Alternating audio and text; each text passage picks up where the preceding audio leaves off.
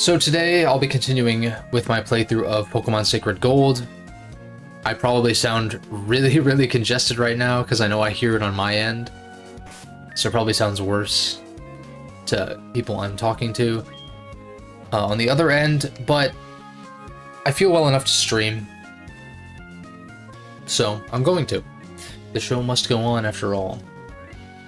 But yeah, we've got the squad. Everybody's fully evolved now as of the end of last stream when I got the Dragon Scale at the Pokemon Center. So we finally have a Kingdra alongside Electivire being electric fighting in this hack, which is pretty sick. Looking forward to using that, finally. Everyone else has been around for a little while. Of course, Corneo is still ahead by a level or two, most of these guys. And the plan for today's stream is to wrap up our time in Johto. At least for the time being. There could be some stuff to come back and do. I mean, there's not...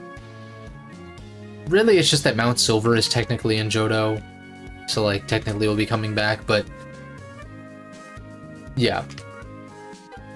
Anyhow, there is one more gym badge to get from Claire in Blackthorn City, if I could speak. There are trainers on this route below us. There's areas of Dark Cave I haven't explored yet, and I kind of want to get the Black Glasses held item for Honchkrow, if I can. I guess technically there are deeper parts of Mount Mortar and some other things like that, but I don't know. The thing is, occasionally, at least in vanilla, there are some useful items. I want to say there's like an evolutionary item in Mount Mortar that I used to use in vanilla or something. Unless it was this hack, but I don't know. As much as I love HGSS and as much as I've played them, these games, primarily Soul Silver, which is my preference, barring you know, HMs and all of that when it comes to getting Lugia. Despite that, all the hundreds of hours I've put into HGSS over the years, I rarely, if ever, feel incentivized to like go and explore some of these caves thoroughly. It's just like they're kind of out of the way. Yeah, there's Tyrogue you can get in Mount Mortar, and like there's some stuff I'm sure, but there's not really anything super majorly interesting in most of the caves. What's up, Space Cowboy? I noticed the rebrand. I might need to grab some tissues, actually. I'm a little under the weather, if you couldn't tell by the congestion, but my nose might start running, so I might need to like bolt off and get some tissues to make sure I don't, you know, like get boogers everywhere and shit. I don't know what I'm saying. But yeah, a lot of the dungeons in Johto, aside from the mandatory ones like, you know, Sprout Tower, Union Cave, like Union Cave has extra stuff to go check out, but I'm like, it's not like in the other gens where I feel like there are interesting things to find. Oh, it's definitely a cold. I thought it might have been allergies last week, but this weekend I felt pretty bad. Like, I've felt worse before, like I've had worse, like, flus and stuff like that. I don't think this is the flu, but definitely not just allergies. But I think I'm coming down from it. Like, I think the worst of it was this weekend. Just thought of the rebrand to Space Cowboy EXE. It's pretty sick. I dig it. But yeah, and like, yeah, we can go catch Raikou and Entei, I guess, but I'm not going to use them. So it's like, I don't know what else I would even go out of my way to do. If I finish up in Johto early enough, maybe we can do some Pokeathlon stuff, because that's pretty fun. But even then, I don't know how that's going to translate with a mouse. I feel like better than most touchscreen stuff, actually. Maybe. Although a lot of it is like usually swiping, so maybe I feel like that tends to be a little... The mouse is better for like point and click, you know? But yeah, I think last time I mentioned that I wanted to just jump into the gym, but I think I'm gonna at least explore Route 45 first, and this area of Dark Cave, I think would be behoove of me to explore to get the black glasses, to boost Honchcrow's Sucker Punches and Night Slashes, which those moves could definitely use the increase in power. Whereas Fly... I mean, I don't know, Fly could use a boost as well, so I guess I could do something like Muscle Band or Life Orb or whatever, but... yeah. Oh, weekend was pretty chill. It would have been nice to get some work done on videos, but I don't really want to record when I sound like this. So... I'll just do that as soon as I'm feeling better. It is what it is, you know? I could have planned better, certainly, but, and, you know, have had something recorded, but it just didn't work out. We sprayed a repel already. Now, the question is, where are the black glasses? I think it's through this entrance. Maybe it's this? Reaper Cloth? I also don't know if it has been moved, either. Because the only items that are indicated in the docks are TMs and evolutionary items, if they were moved. So if an evolutionary item is in that spot, does that mean that was where black glasses were, and now those are moved somewhere else? I don't know. Not having flash is kind of annoying. Could look up a map, I guess.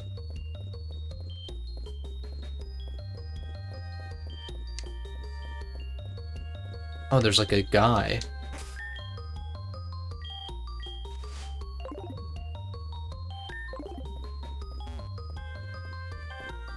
Holy fish paste. It's a guy. What do you do? Ah! Lit. Alright, I need to get something to wipe my nose with. I'll be right back. Got the black glasses, which is super sick. I would prefer that to Sharp Beak, for sure. Although I guess Life Orb... considering how frail Honchcrow already kind of is, it's weird. Because Honchcrow has a solid HP stat, but his defenses are shit.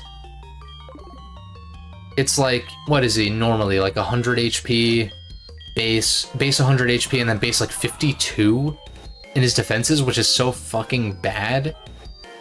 I don't know what they're thinking with these mons that have high HP stats but shit defenses on both sides. It's one thing to be like a Chansey or a Blissey with like no defense but a shit ton of SpDef and HP. But some of these mons, like, you know, Wailord has a ton of HP, but then his defenses are bad. Driftblim is kind of a similar thing. It's like, I don't understand what they're thinking when they do that. This thing is too slow to be as frail as it is, but at least it has Sucker Punch. And it can live, like, on neutral hit, at least. So, and it's base 125 attack, which is pretty solid. Did I see the Game Awards nominees? I did not. Been a little out of the loop. Let's see. Let's see how accurate I was.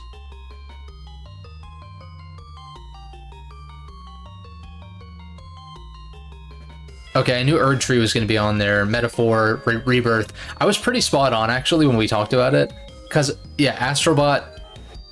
I think I had said, like, either an Animal Well or some indie was going to be on there. That was the only one that I think I missed. And Wukong, I wasn't sure if that was going to be up there or not. Because it was kind of like... It's kind of hard to say, like, what the impact of that game is.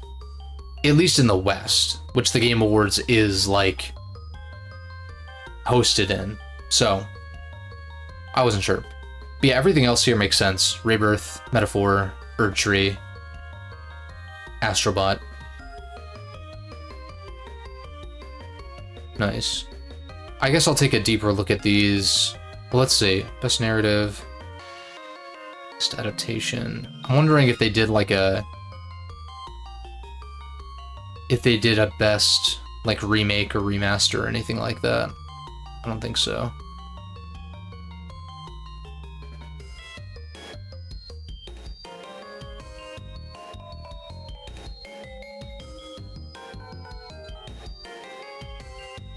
Community support, independent game.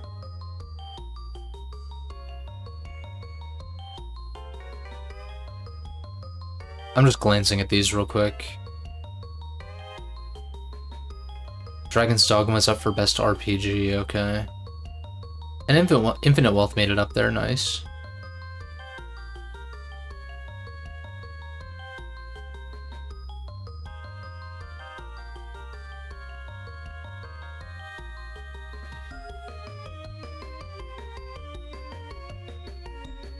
Okay, yeah, everything else, it's like the same pool of nominees for like everything.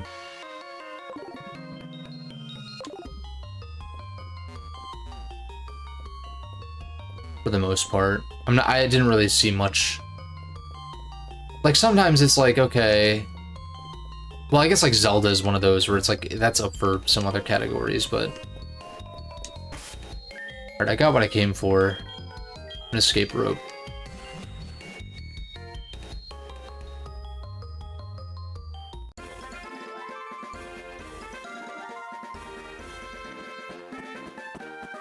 Yeah, I don't know. This year's weird when it comes to releases, because there's been a lot of great stuff for sure, but I don't feel like there has been like a singular game that is like so clearly the front runner like there has been in the past couple of years.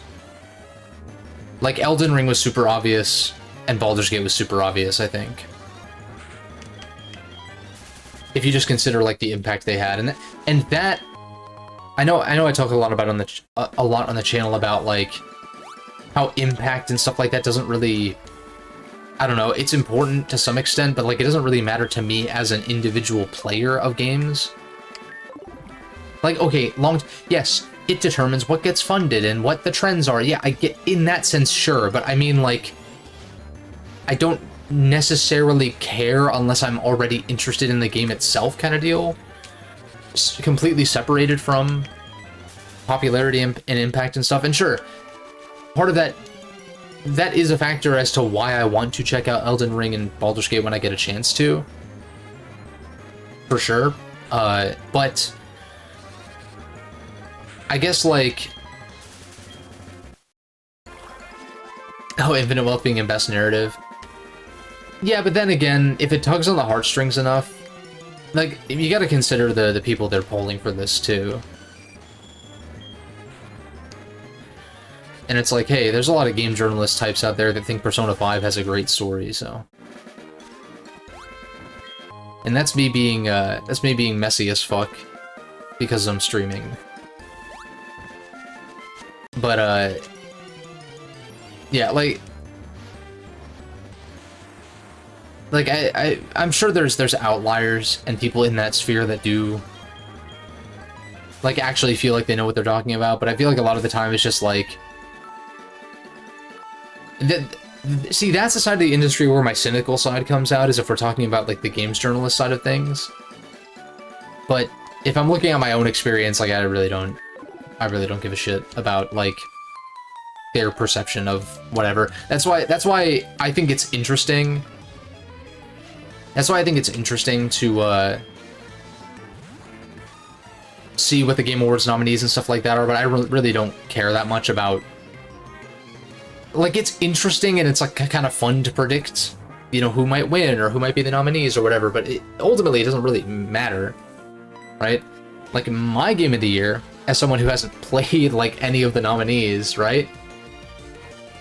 Yeah, I don't think I have. Because they're either not on, like, Rebirth I would have played if it was on PC, day one, but it wasn't.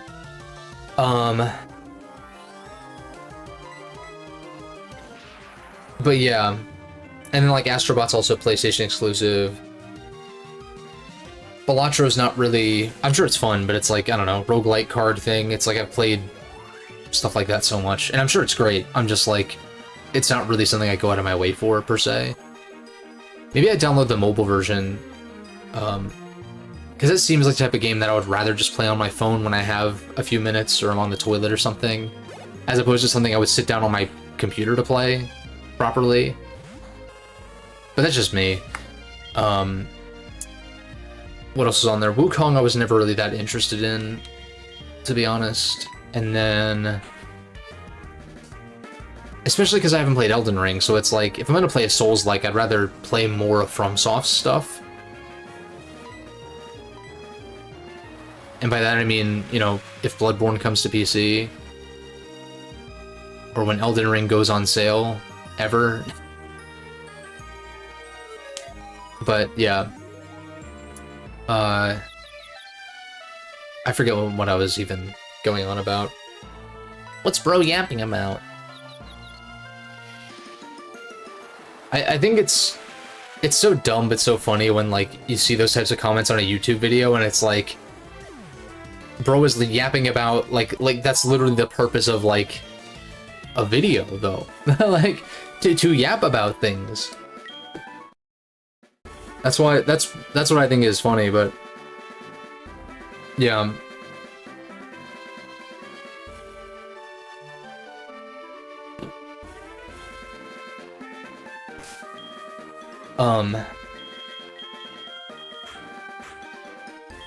Okay, everyone's at least level 45.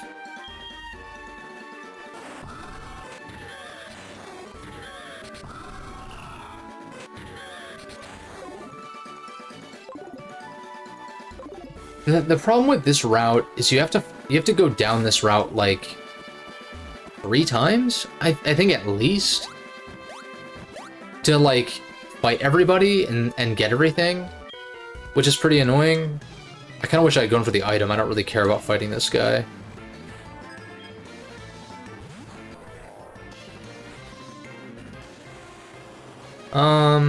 This might be Thick Fat or Guts. Either way, not a good matchup for me. It could have Knock Off, and this is pre-Gen 6, so it would be pretty weak. So I'm not really too scared of that. Let me just spec Psychic. I don't know if it'll... it might one-shot, because it's probably not EV trained. But it's also Hariyama. Hariyama, another one with a big HP stat. I don't think his defensive stats are amazing, but it's... I feel like more balanced than some of these like super high HP, low defense mons.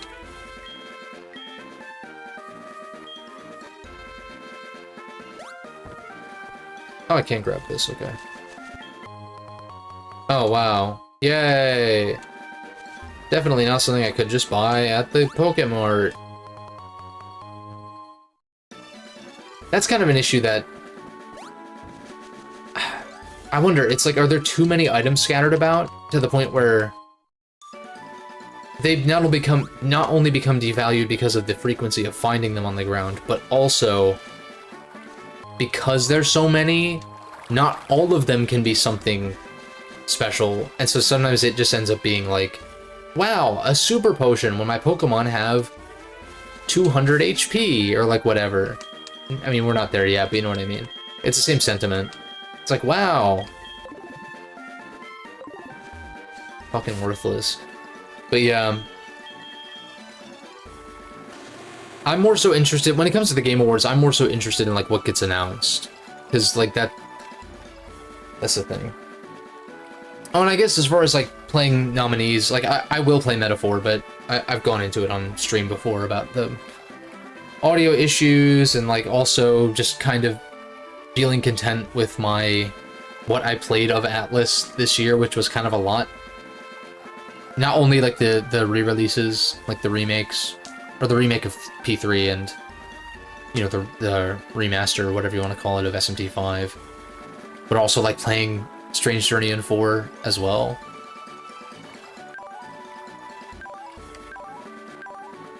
So I'm thinking next year, maybe grab Metaphor at least on a slight sale. Maybe it's one of those games that's not going to go on sale really though. Like Elden Ring and Baldur's Gate. It's like they rarely ever go on sale, and it's like for barely any % off. And it's not even like, because for me it's not even a value thing. It's just like I just want to be smart. If I'm gonna buy something, like I want to play it right away, and I just don't have the time to do that right now. Unless it's like significantly decreased in price. In which case, sometimes I will buy a game if it's cheap enough, if I don't have time to get around to it right now. So it's like, there's no reason not to wait, you know? If there's ever a point where I'm like freaking out, like I can't wait anymore, like, you know, I don't want to play anything that I currently own, kind of thing, or I'm caught up on whatever, then sure, I don't have a problem spending $60 on Elden Ring, Baldur's Gate, or Metaphor. Because, like, I know I will get my money's worth in, like, the literal sense. Did I fight everybody over here? I feel like I did. Yeah, I thought so. Okay. There are some more trainers to fight on Route 45, but I don't really care that much. I say we just go fight the gym.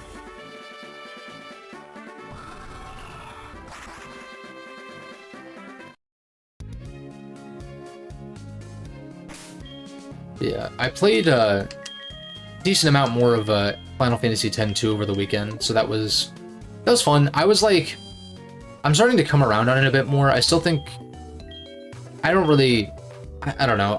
I guess I'm like mildly interested in the story, but it's really, it's like a massive tonal shift from FF10, which, like, some people may like, some might not. I kind of like it on its own, but I also am kind of like a little annoyed by it too. Not that it's different, but just like what it is. It's just like very irreverent. But then it like tries to be sentimental at times, and it's like, I don't know. But I'm also like on chapter 3 of, I just got to chapter 3, or I'm chipping away at like the side missions in chapter 3 of 5. So like I'm conceivably more than halfway through, or at least about halfway through. You know, assuming maybe there's a lot more side stuff in the later chapters, but I feel like at this point in any other JRPG, I would be like have more to say about the story and stuff like that. I just don't. And of course I want to save that for the inevitable video, of course, but combat's fun.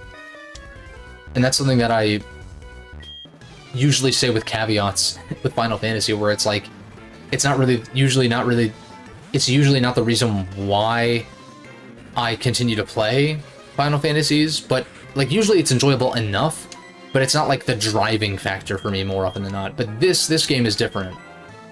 And I feel like FF10, I don't know, I like the combat in FF10. I think I like this maybe better, but there's still some things that I would criticize about it, but it's fun.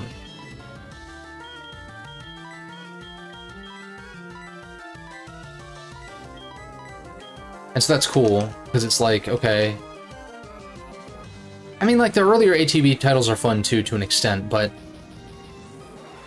they're limited in certain ways, obviously. Well, I don't know. I've talked about it in videos and stuff like that. There's exceptions and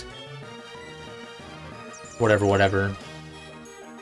Because some similar criticisms still apply to these PS2 games, where it's like, well,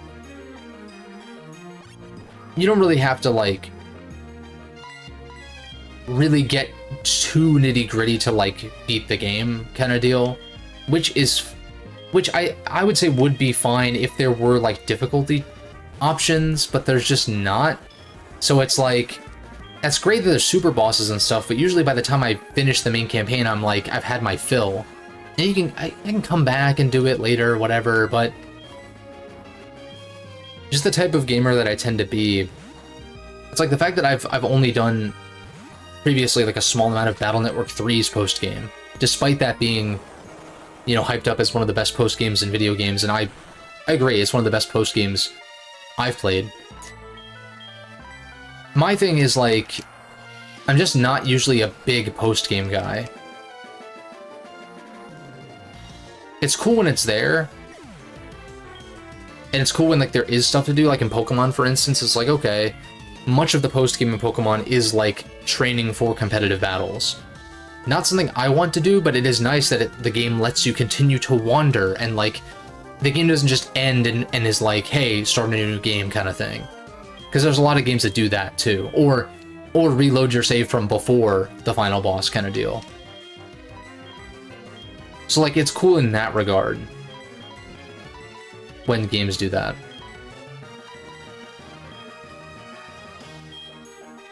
My problem is my dragon answer is also a dragon type, so it's really risky to just go hard into it.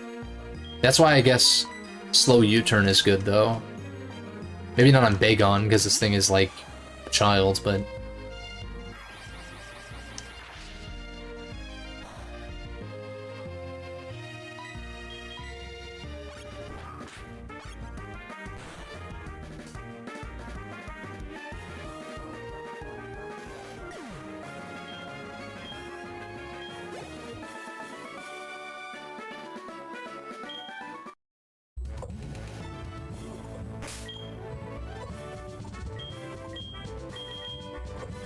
Just keep leveling everyone up as evenly as possible, I guess.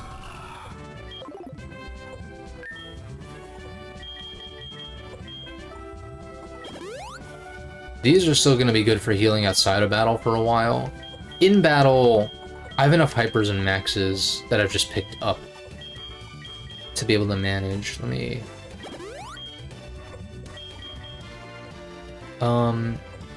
And I don't know when I'll find a PP max, but usually I think it's always 3 PP ups that max out a move, so I think I'm just gonna do that on...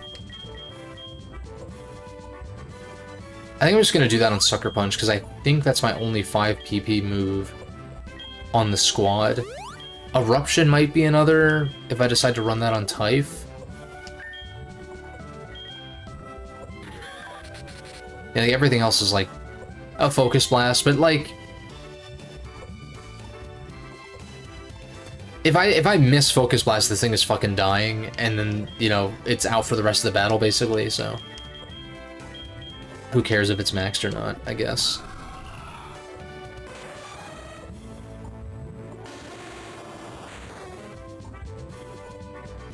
Yeah, if I find more PP ups, then yeah, maybe Focus Blast. Maybe Focus Blast on this, maybe Eruption. I feel like I'd rather... I've got an actual fighting type, and I've got Focus Blast on one, and Rock Smash on this. I don't think I need Focus Blast on this. I think Earth Power is going to be fine. When we get that, like, way later. In fact, I might double check while this battle loads in. I'm gonna double check what level these guys get some of their ultimate, quote-unquote ultimate moves. They're not actually called that, but you know. Like, not even necessarily ultimate, because I don't really care so much about getting Eruption. I'm more just like, when do you get Earth Power? 63. Ice Punch on this would be great.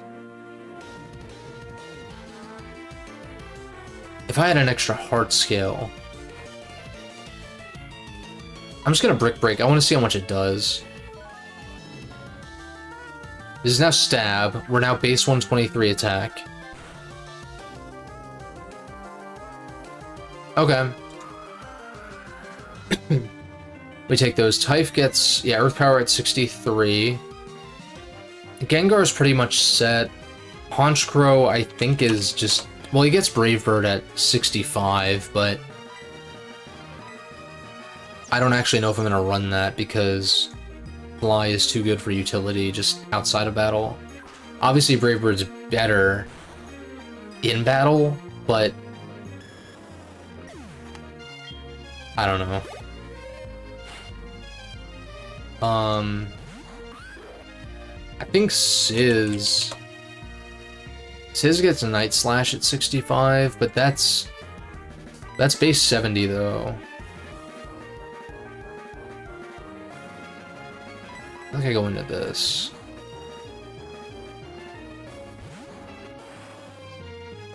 But yeah, Night Slash base 70, so I wish I could capitalize this on this better. I can't though. I know I'm faster, but we're Levitate. And then I want to say Specs Shadow Ball probably just kills this. Or Modest Specs. If it doesn't kill, then like I don't know This is a middle Evo. Like, if it was a Garchomp, then I'd be a little more wary of it one-shotting.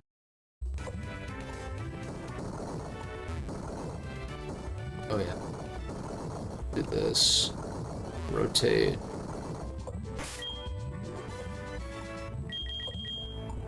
Who's furthest behind now? 2269 on Kingdra. We'll lead Kingdra. I guess the only issue is Kingdra's Dragon move. His Dragon Breath.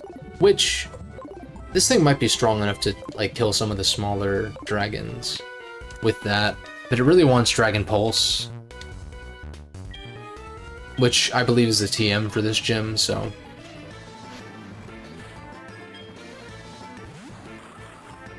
Ooh.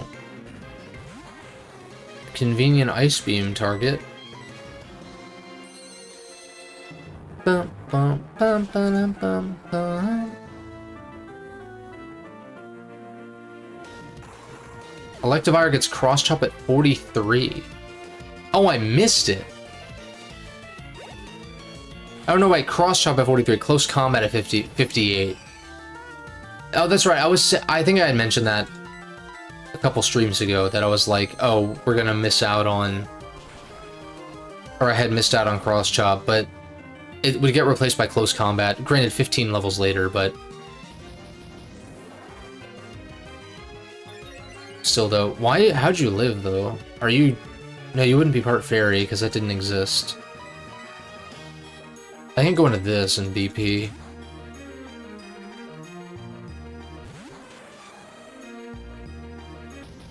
Okay, they're dumb.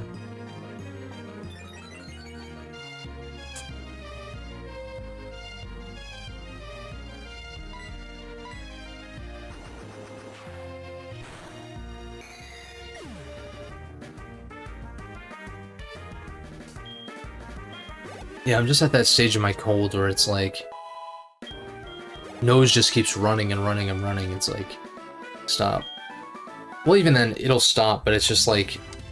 Just like spontaneously start running out of nowhere. I'm just like, can you not? This thing's nearly leveled up. Sleep Pele.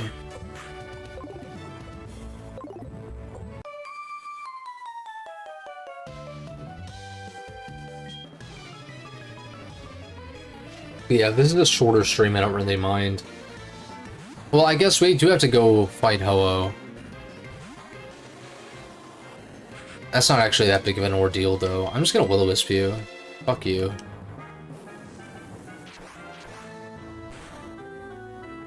Fucking 75 accurate bullshit. Why is that crit, crit, crit? Fuck you. You fucking bastard. That's fucking dog shit. I just go to my Dragon Resist, I guess. If you Fire Punch me, I swear to God.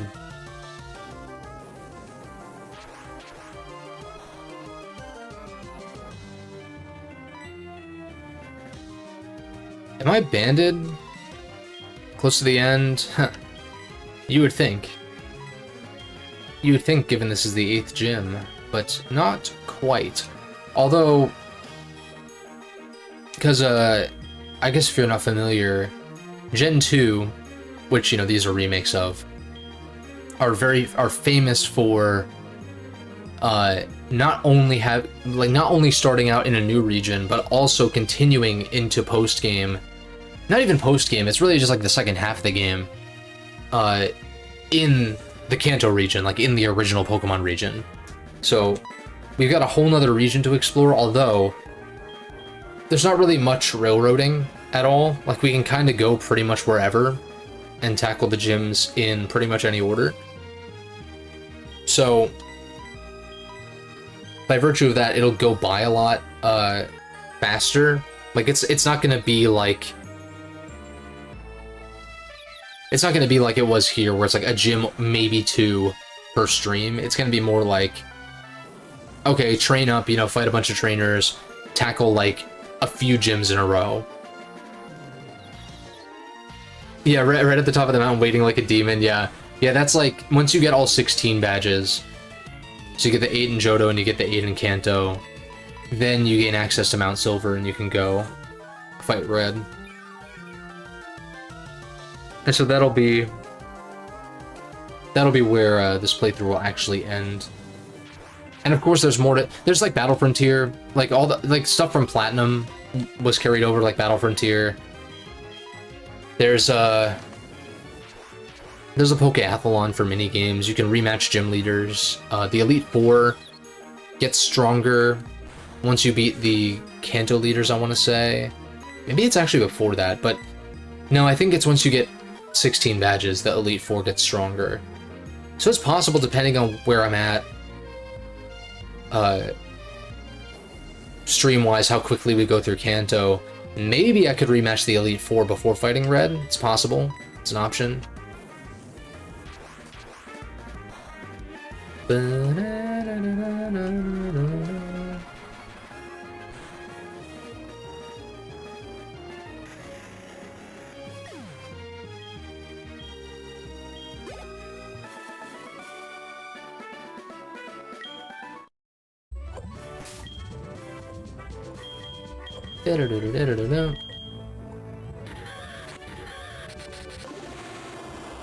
Lead to Evire. Evire needs better moves.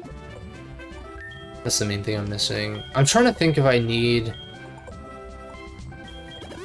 I feel like at this point, if I need strength, I can just bring Gyarados. But I'm like, maybe I just hold on to strength, at least for Victory Road. Because I think we need it there. What's up, Baconator? Metaphor's so fucking good. Dude, I know. I know. I haven't played it, but I know. Yeah, dude, I mean,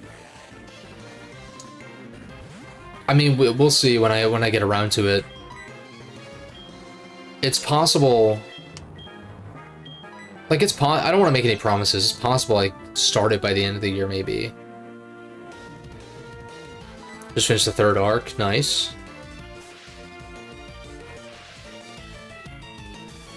Dude, I'm glad you're enjoying it. I know I've heard a lot of similar things about the story being great and, like, you know, a lot of jaw drop moments and stuff like that.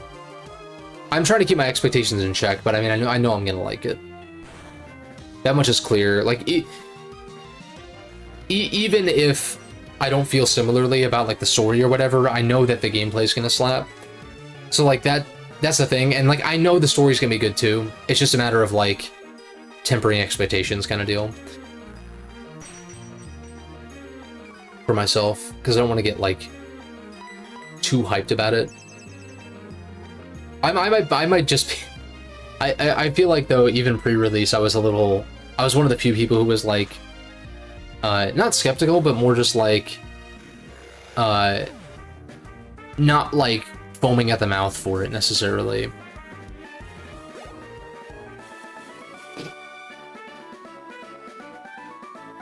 A dude just says, dude loses a Pokemon battle, and he goes, that's odd. That's odd, I was supposed to win.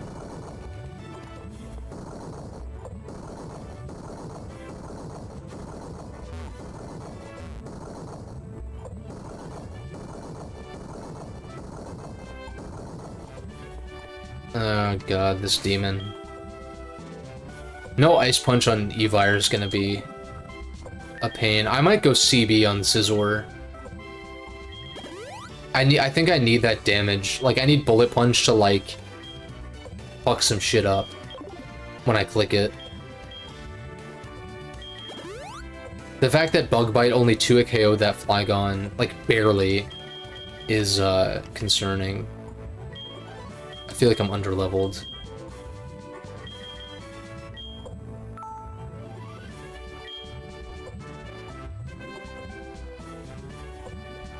Oh, you got spoiled by something in the trailer. Wasn't a huge fan of the art direction at first. Yeah, I wasn't sure how to feel about it either, honestly.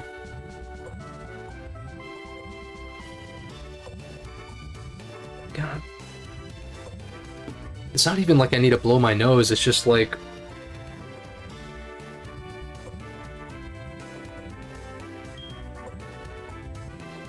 it's just like a fucking faucet. Not to get too graphic, but yeah. Yeah, As far, yeah, as far as the art direction, yeah, I'll have to, like, live with it, kind of thing. But, yeah. Yeah, dude, I'm sure, because, like, even with my issues with, like, Persona 5, for instance, I mean, I was, like... It's so easy to get, like, sucked in by, the Persona games especially, but really just, like, Mega 10 stuff, kind of in general. Well, at the very least, like, the console releases, I would say. It's, really easy to get sucked in and, like, immersed, and the time just kind of flies by. What do I lead with? Did I put CB on this? Yes, I did. Razor Claw on this for crits.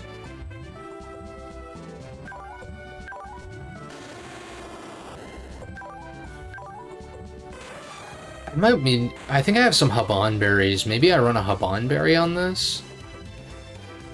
In case I need to, not switch in, but if I need to tank like a Dragon-type move.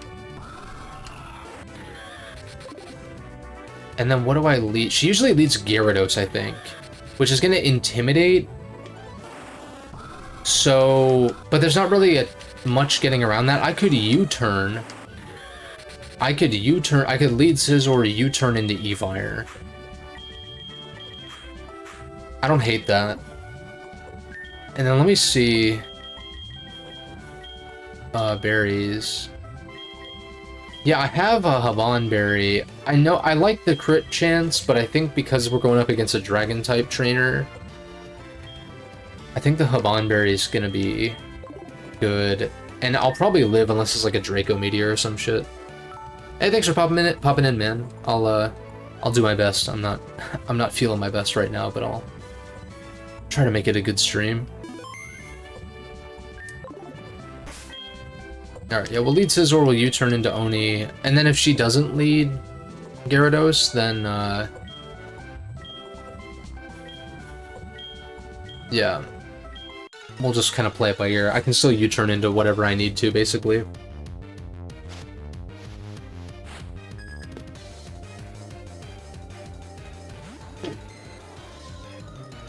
Dinair. Am I thinking of Lance? I'm thinking of Lance, aren't I? I just U-turn anyway. Oh, fuck you. Fire Blast? Fuck off. Hey, yo. You're a Dragonair, though, but I'm also a Scizor, so... I die. Fuck off. Bullshit. I hate this shit. God damn it. I should have scouted. But, like... How the fuck... Whatever. Fucking bullshit.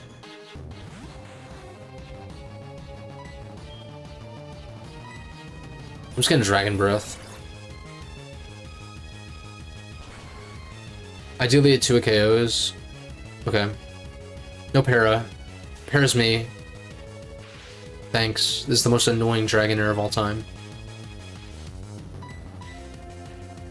Dragon Pulse. Off to a great start using our... Lose Scizor on turn 1. Watch me get full Parrot here.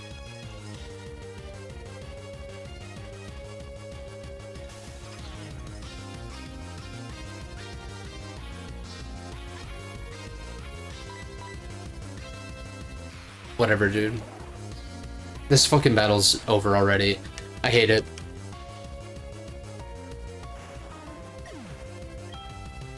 That's the thing, is like, if I don't use items, it's over. There's no way. I'm underleveled. I lost, like... I don't know. Should I have scouted for Fire Blast? Yeah, I guess.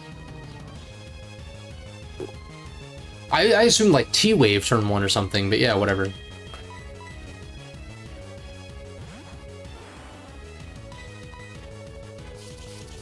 Just modest specs, Shadow Ball our way to victory, maybe.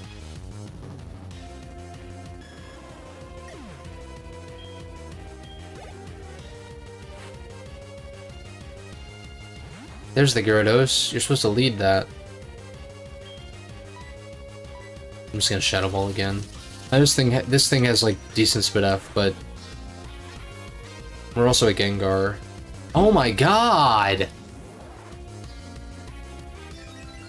Not even a... Dude, seriously. I bet this is like max Spit F or something fucking stupid. I bet you so much that is actually the case. What do you go for here? I can go into this. You definitely have EQ, though. You definitely have EQ. You go for Waterfall. You definitely have EQ, and you're gonna click that after, though. That's for damn sure. Yeah, it's fucking over. It's fucking over, dude. Nothing I can do about this. I can Sucker Punch after I sack one more thing. Or if I had gotten a Quick Clop Rock there. Yeah. I hate EVs and IVs in the context of single player. That, see... Fucking nose is running again.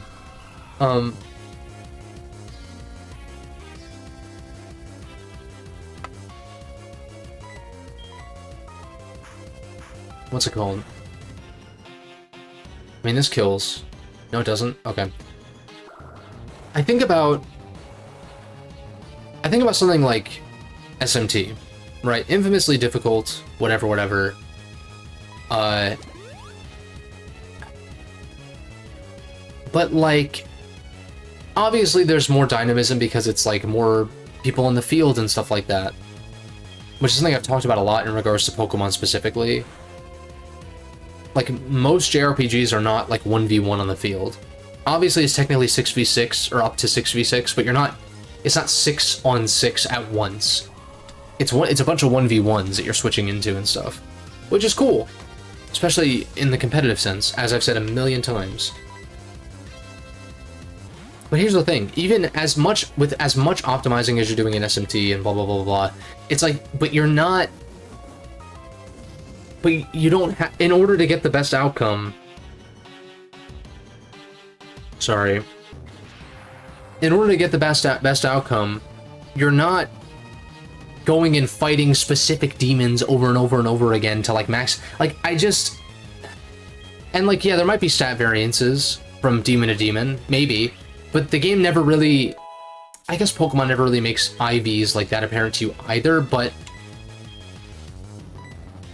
Once you know that it's like, okay, everything has an IV value of 0 to 31, and, like, obviously the higher the stat on the same level Mon, that means that one has higher IVs than the other, whatever, whatever. But it's more so the EVs, where it's just like, it's cool for an extra challenge for enemy trainers to have EVs, like, be EV trained, to a point, but when it's like, oh, I put max SPDEF or whatever on this Gyarados. I don't even know if that's what it is. But it's like specifically teching it to, like, fuck you over for having a Mon that, like, should beat it 1v1.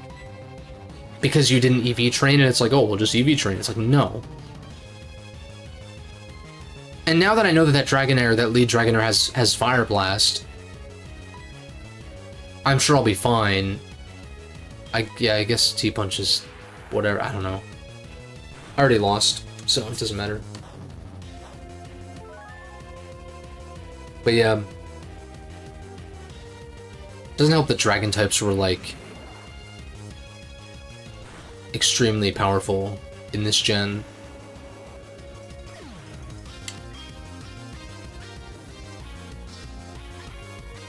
Like, I don't know if I'd be running a Fairy type on this team, though.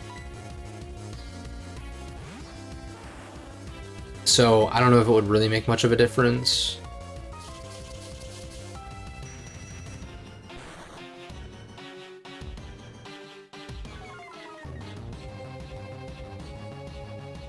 I don't know if I'm misremembering. I seem to remember Renegade Platinum still being tough, but, like, feeling fairer in, like, the way that I don't recall having much of an issue with, like, EV spreads, with the exception of, like, not outspeeding stuff that I would otherwise if they weren't EV'd, I think. In the case of, like, my Weavile, but I picked up that Weavile late, so it probably just didn't have a lot of EVs in general, let alone specifically speed EVs.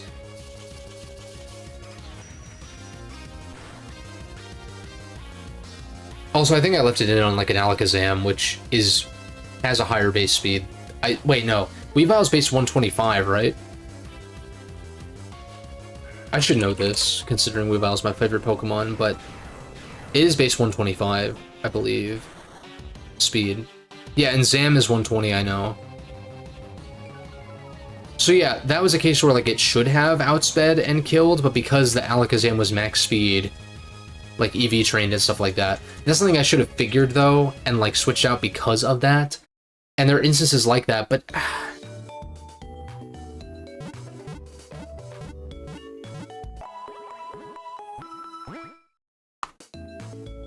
watch me lead Scizor, switch into Typhlosion, and they T-Wave turn 1.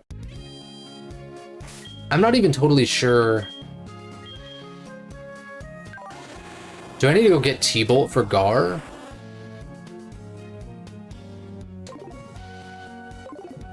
I can.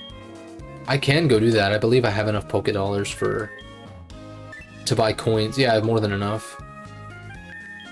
I can go get T-Bolt for Gar to, like, kill Gyarados. I guess the problem is if it DDs. So, I lead Scizor, I switch into Typh. Like, that's the thing. You could say this about a lot of JRPGs if you really, really know the intricacies and the nitty-gritty and whatever. But, and like to an extent, you could say this with boss rematches in those cases, but it's rare where it's like, okay, I'm gonna do this specific line of play, like on a rematcher from the get-go or whatever. Whereas with Pokemon, that's like kind of all, like, you kind of have to have like that game plan where it's like, okay, I'm going to lead Scizor. Now that I know that Dragon Nurse Fire Blast, I'm going to switch into Typhlosion on the Fire Blast to get the Flash Fire boost. Then I'm going to, I guess, click Flamethrower on the Resist because it'll do a lot, but I could throw Specs on this maybe, but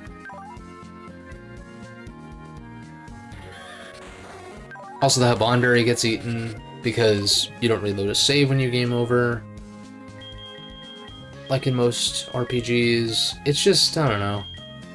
I think sometimes ignorance is bliss when it comes to JRPGs, when it comes to like the most nitty-gritty intricate shit, like stats, like specific stats, like, oh, this character's stats is that because it didn't get this level up or like whatever. Fire Emblem's a lot like that, actually.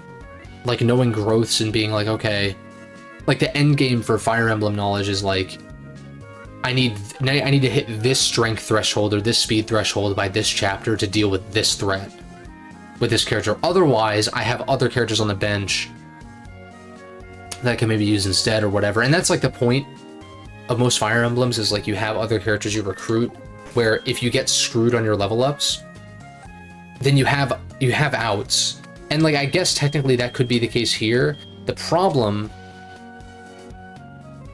is that it's like either EV train my existing mons, or okay, you want to catch other mons, but then you want to EV train those anyway. I don't know. I do know, actually. It's annoying. I don't like it. It works for competitive. I think it's beautiful in competitive, actually. When you but then again, not competitive on card. I'm talking about like Pokemon Showdown. You go on there, there's little sliders for your EVs, and you can just do it like just like that, like at the touch of a slider. Whereas here, it's like, go fight 400 Rattata, or whatever. It's not that many, but go fight 100 Rattata to get, like, your speed EV raised, or, like, whatever it is. It's like, I'm just not going to do that, though. I'm just not.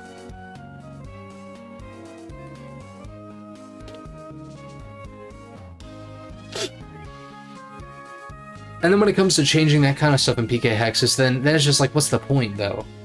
If I'm just gonna like put optimal EV spreads in the case of like the main campaign for Pokemon World Tournament, I'm gonna do that. I'm gonna not like max necessarily, but I'm going to EV my mons in PK Hex for PWT because I know I'm going up against EV trained mons, and it is more of like more of a literal competitive setting. Whereas this is supposed to be, I know this is a hack that's like intended to be more difficult. It's just like some of the coverage on some of this shit, like when Petrel's Wheezing had like Fire Blast and Thunder randomly, it's just like, how the fuck am I supposed to?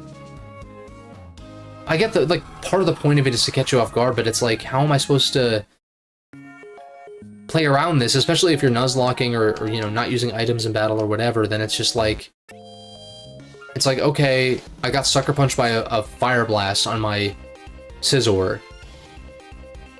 I guess I just lose the battle now because I lost like one of my best defensive mons. And now I just reattempt it, but now that I know that, it like kind of breaks it, and it's, I don't know. There's a lot of layers to it.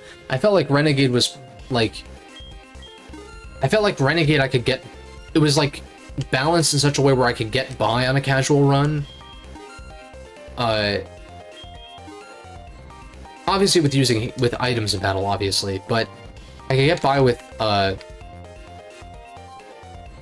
like on a casual run without having to worry about that shit. Whereas in this hack, I feel like even though I've played it a bunch, it's been a while. I feel like with some of the boss fights, I'm like constantly getting surprised by like random TM coverage. And I think that is a criticism people had of Drayano's hacks, at least back during this era. Not that I was playing these hacks when they first came out, but it's something people point to, but I feel like his more recent work has been better about that. Like Renegade. And I don't want to keep like jerking off Renegade, but it's like, I don't think, maybe I had played some of it or something, but I'd never played like a full playthrough of Renegade prior to streaming it on the channel. And I felt like it was pretty fair for being something that was difficult and would definitely be hard to Nuzlocke, like for sure. Obviously. And that's good.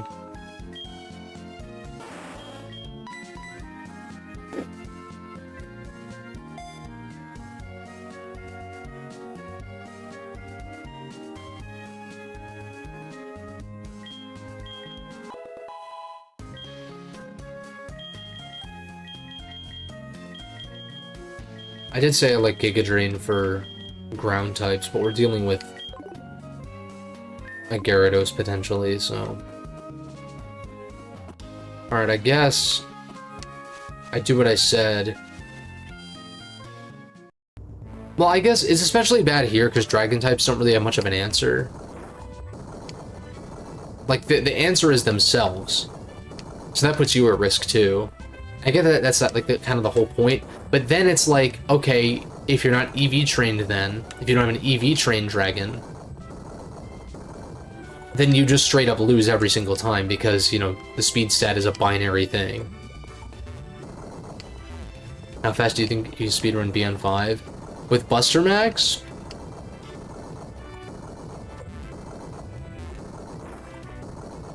I feel like you, I don't know. Probably like 10 hours max, like actually. Well, BN5's kind of long though. If you're Buster Maxing though, I think you can get through it pretty fucking quick.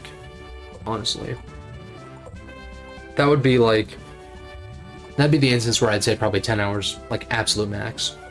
Because I think I got through BN6, which is shorter, but I got through BN6 in like 8 or 9 hours or something on Falzer version with Buster Maxing my way through just to like have a complete save or whatever.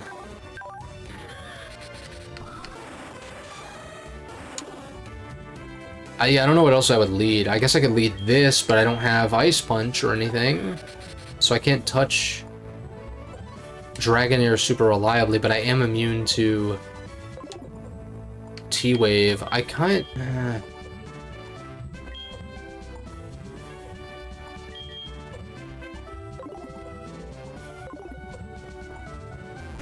I wonder... I don't have, like, the TM for sub, do I?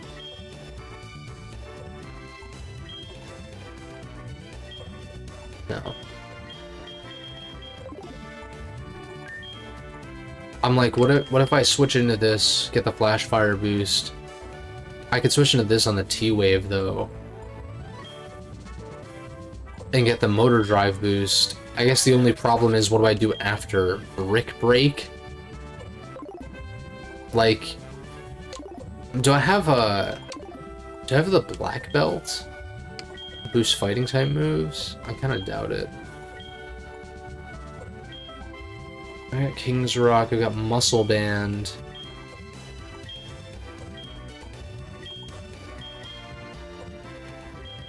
Better than nothing, I guess.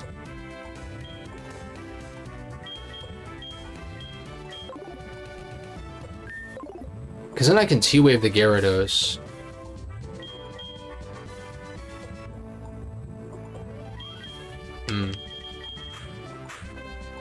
What would it go for if I lead this? I want to bait out the T-Wave.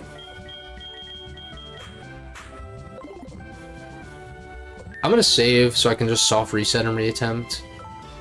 So I don't have to come all the way the fuck back here.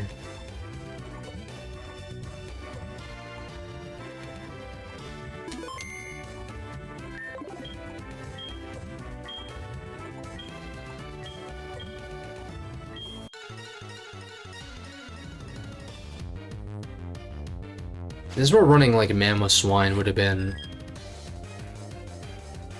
a good call, I think. It's immune to T-Wave, it has thick fat, so it would not be weak to Fire Blast. Gotta be one of these so we can fight. Oh, on Steam, yeah. Not even gonna try 4 right now, you're good, yeah. I feel you. Alright, you better fucking Fire Blast. Yeah, that's right. Oh, you're... Oh, it actually has to... Interesting. I hadn't considered that. Yeah, it does have to land. Now you T-Wave, I believe.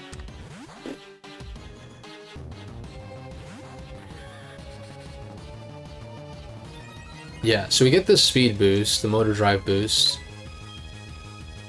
I could T-Wave, but it's... I'm faster and it's also Shed Skin, probably, so... Yeah, Ice Punch would be really nice. Okay, we 2 KO. Anyway, we've got a decent Spit F stat. It's also Dragonair, so it shouldn't do, like... Yeah, I was gonna say it shouldn't do too much. And this kills. Okay, off to a good start. See, you know, it helps when you know the moveset, but that's like, at that point... Open team sheets in ROM hack boss battles? No, I don't think that would make sense. But, do I T-Wave this? I feel like I T-Wave this immediately. In case he DDs. If he EQs, then, like, he was gonna EQ anyway. I just got intimidated, so T-Punch would do a lot, but... Okay, EQs.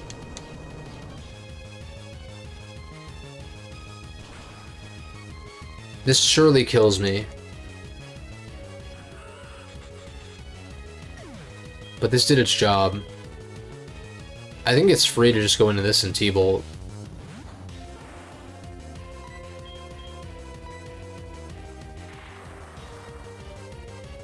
Maybe I should have switched, but I didn't want him to DD, that's the thing.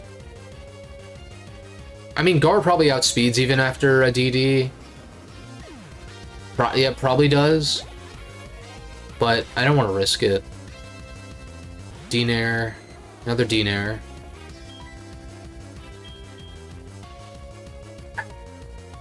I really can't risk it Fire Blasting. Scizor is too much of a like fundamental defensive mon. It might just T-Wave, in which case Pele's really bad. Like, its move pool is so shit. Are there other special ground type moves that it could get? I guess like Mud Shot, if you wanted to make it a fire ground type and like give it a move early on. Okay, you might be Shed Skin, but I think it's worth burning you here. I don't know that I live when it halves the damage, and I just took... I might barely live this. Okay.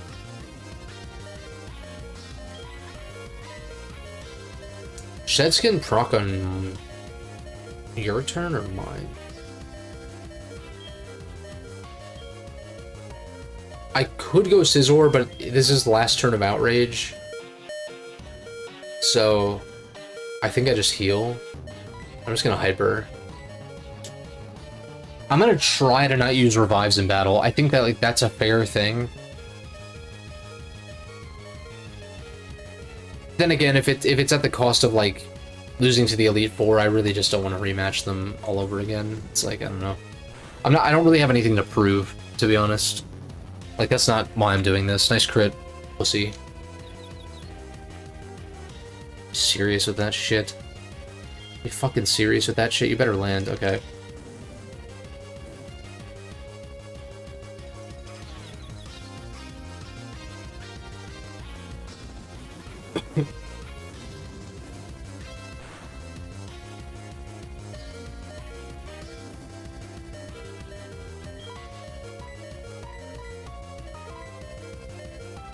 It's like you're in a situation like this, what the fuck else are you supposed to do? What's up, Eric? As I'm getting, like, turned. Like, what are you supposed to do? The only dragon resist in this gen is steel types. And a lot of dragons have fire coverage. So what the fuck do you do? Nothing. Still hasn't recovered from the, thing. I think I just flamethrower. That's gonna do the most, because special attack. And I'm already kind of just in the process of wearing this down generally. Hit yourself. God. This Dragon Pulse. You're gonna hyper or full restore, so I Will-O-Wisp here. Just in case. I think I just died a D-Pulse, so this was a... Or sorry. Rather, she used a Hyper Potion that turn. Doi. For some reason I was like, oh, she's gonna heal up and use Dragon Pulse in the same turn. Which is obviously not how that works.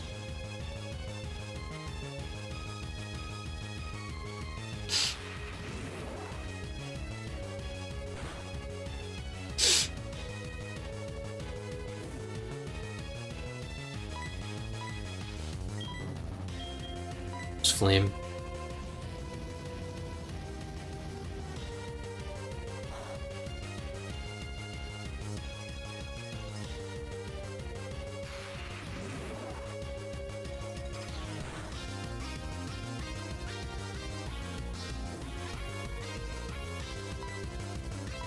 I think I'd heal up again.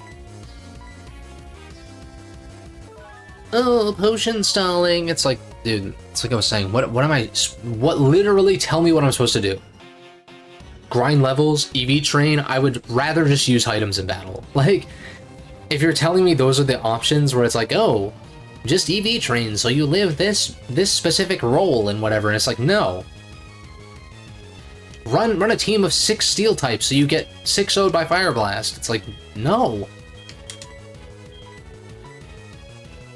It's like you're in this position with a particular team. What do you do? Just lose over and over and over and over and over again? Until you get, like, until you don't get crit on that particular turn or whatever? It's like, no, I'm just... I would rather just play Showdown if I really... Like, if I really wanted to play, like... If I wanted to sweat, it's like, okay, I would just take, like, pick a ladder and just take it seriously kind of deal. Which I haven't really done. But, like, I have the knowledge to do so, it's just not really, like, the time or, like, what I... necessarily what I want to spend my time doing, per se. But I love that platform. For the ease of, like, actually getting in and playing. And in this case with, like, you know, ROM hacks and stuff, it's a JRPG, so it's like there's more to it than just the battling, but it's obviously heavily revolved around the battling. I don't think I risk... Well, I'm definitely slower. I have a Habanberry, right? I put that on. I feel like I just go for it, right? And pray that the Haban saves me. I'm also faster somehow. I am timid. Neptune is timid. That did 0. I should have focused energy and tried to crit. How much does this do? It obviously kills. Yeah, it does half with the Habanberry, reducing by half, so it would have one-shot. Was a citrus, as per usual. This is why... God damn it.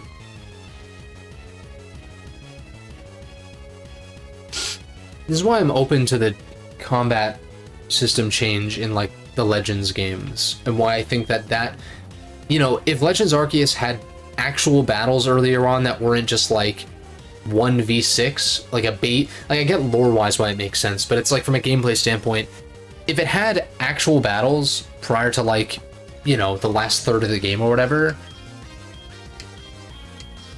that'd be sick, because the changes to the battle system there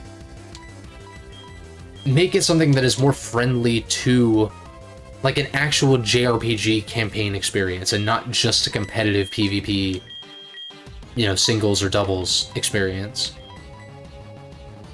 I guess I could switch into this on the second D-Pulse. Especially if Legends ZA leans into the like 3v, not 3v3.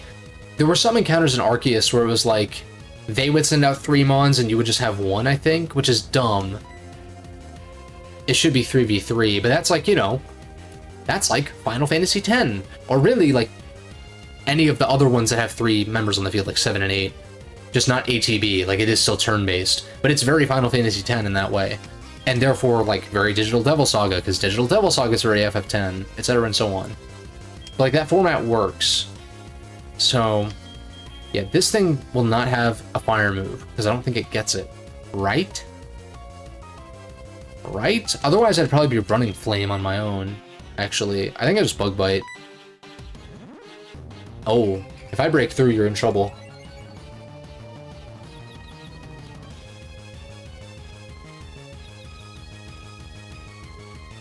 Yeah, this definitely kills now.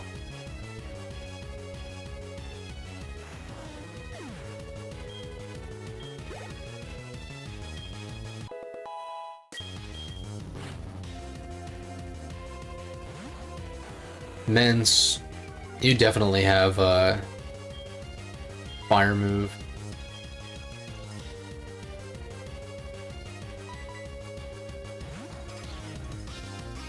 Best case scenario goes for Fire Blast.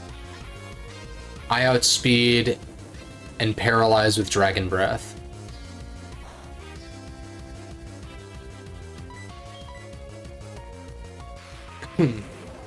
Okay, fair enough, it's base 100, but at the same time, her Kingdra, which is the same base speed and was like 5 levels higher than me, didn't outspeed. EVs, ladies and gentlemen, EVs. I'm fucked. Not that I could have done much, like there wasn't really much to do there. I'm really scared of this thing setting up. Like if I Sucker Punch on a DD, it's over. Okay. Black Glass is boosted. I was gonna say if this doesn't 2 KO, oh god. This definitely kills me. Well, does it? Salamence is strong, but okay. Yeah, Honchkrow, your defenses are fucking shit. Lefties or Shell Bell? White Herb. Oh. No. I outspeed this though. Modest, Specs, Shadow Ball from a Gengar. I should outspeed. How do you outspeed me? I hate EVs. I hate them.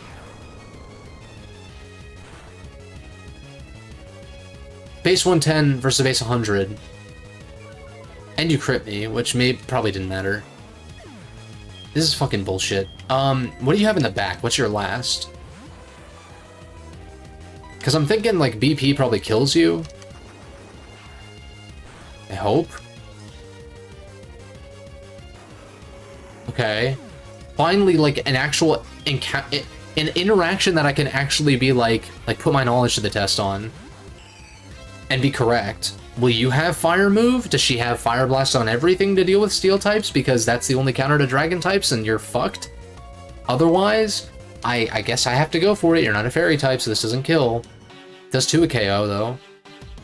Barely. Oh god. Fuck me, dude.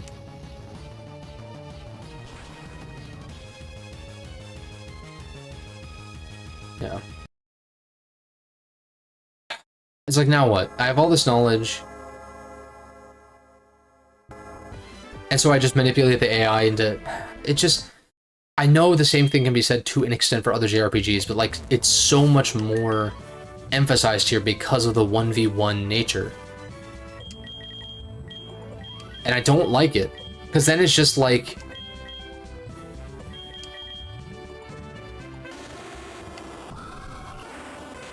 Part of it's because this hack is a little unrefined, I think, but...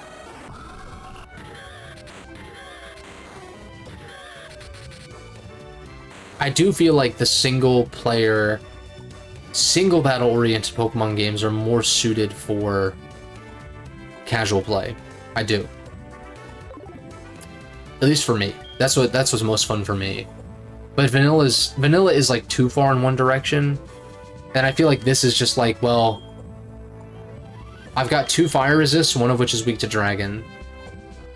And I've got 1 dragon resist, one of which is weak to fire, and all of her mons seemingly have dragon and fire moves. So, what in the fuck do I do? I think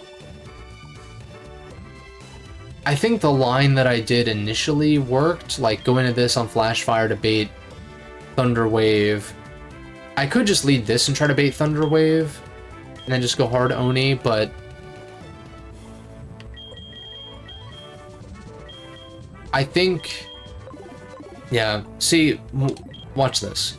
Unless the trainer AI just suddenly decides to change, I should be able to just do exactly what I just did, except switch into Gengar hard on the EQ, and then T-bolt it, and then Evire's still alive. Like, this is not what I mean when I say I enjoy runbacks of bosses in JRPGs and, like, utilizing knowledge. Yeah, you go for Fire Blast.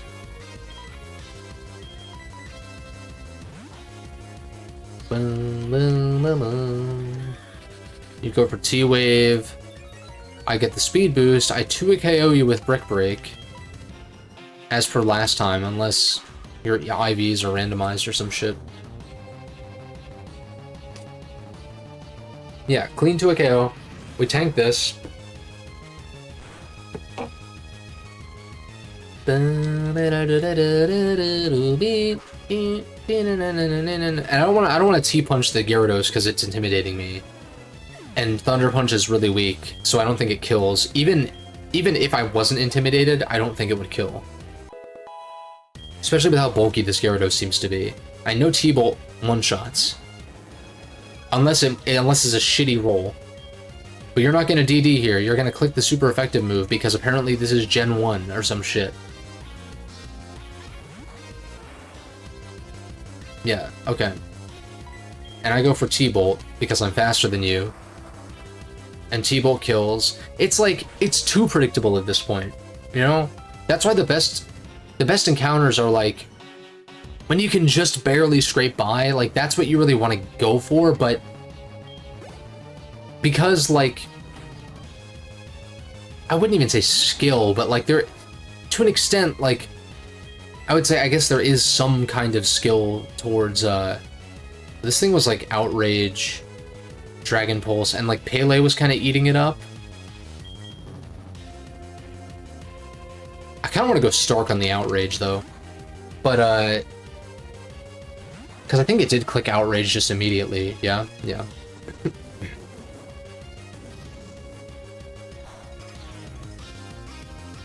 Yeah, and you for sure outspeed me, so I'm just going to click Choice Band U-turn.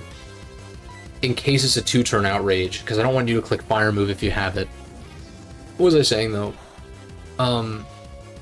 Shit. I lost my train of thought.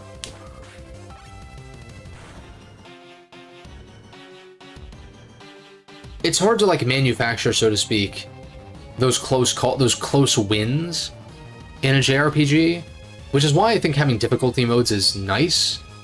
Because, like, in games like Pokemon or Final Fantasy, having no difficulty options, for most of the games at least, leads to, you know, more experienced players feeling like it's too easy. It could, on the opposite end, make newer players feel like it's too difficult. Do I go into this? I don't know what I go into here. I guess, like, because she's gonna Hyper Potion. In which case... Wait a second. Is it a 3-turn? I guess I don't know, because this turn's not over.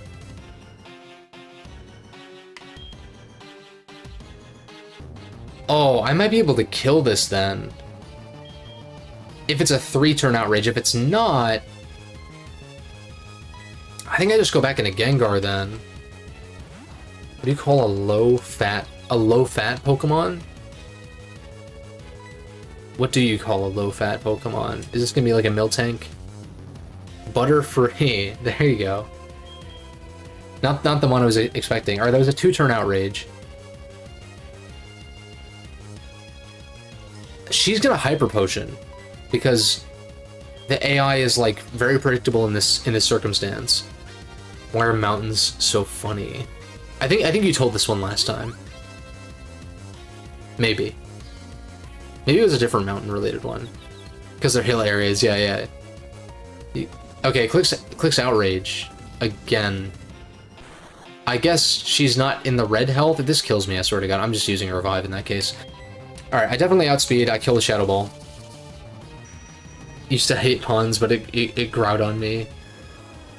Or Groudon, if you're Jimothy cool. What's funny is that pronunciation actually works better with that pun.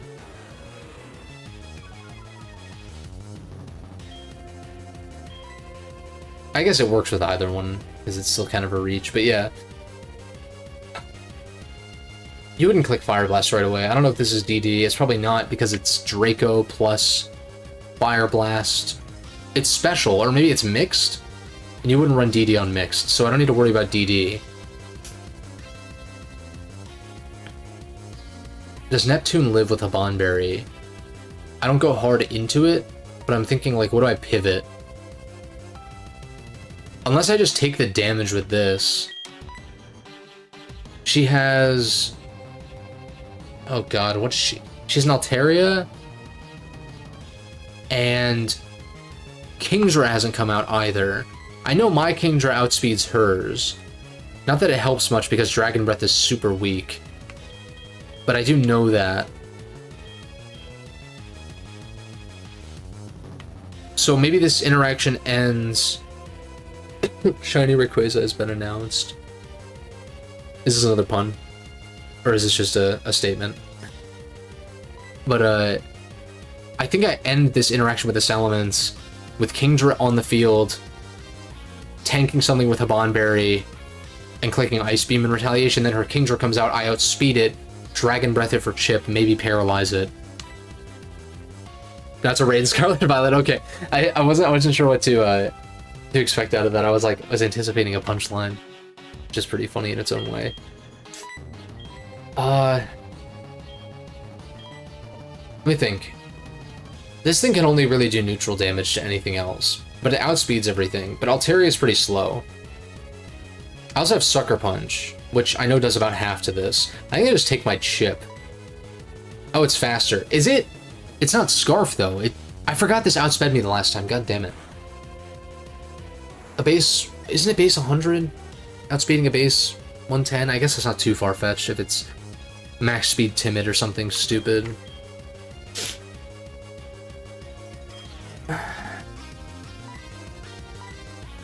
Are you Yachi Berry?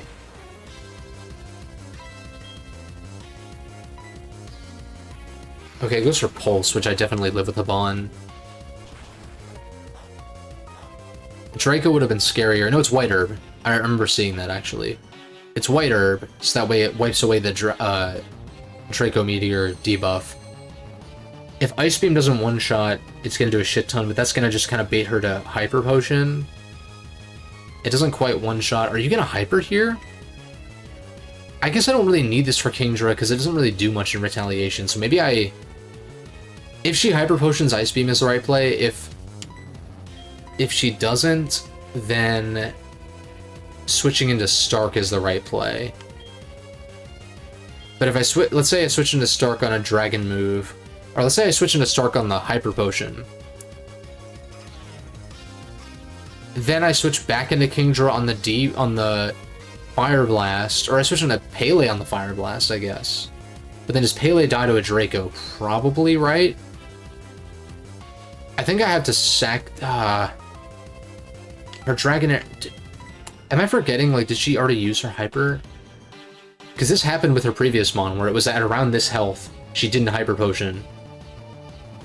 Or maybe that was because it was on 3-turn Outrage. I'm, like, losing track of everything. Okay, I just... If she Hyper Potioned, that was the right play, but clearly she's not... This Salamence is not in range for Claire to actually do that, so...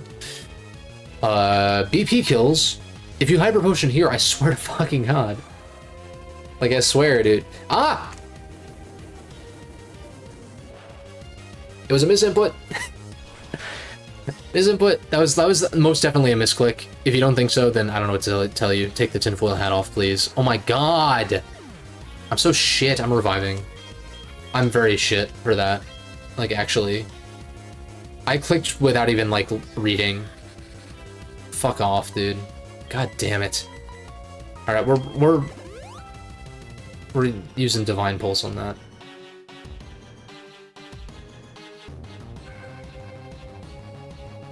That was such a fucking choke.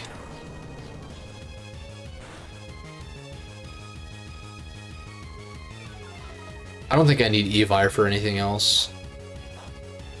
I don't know if I had Ice Punch, then I would want to save it probably for Altaria, but Altaria probably has EQ.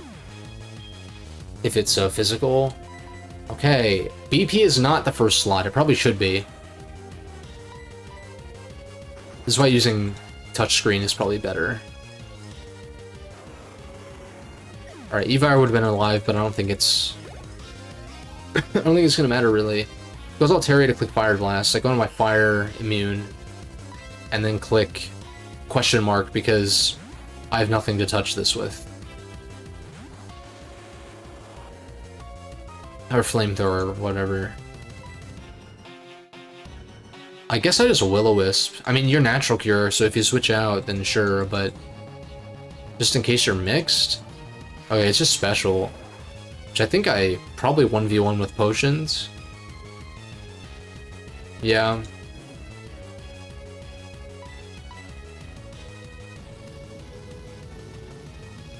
This moveset is heinous. Alright, we're chipping it down. I can't believe I clicked Bug Bite by accident. It's so dumb.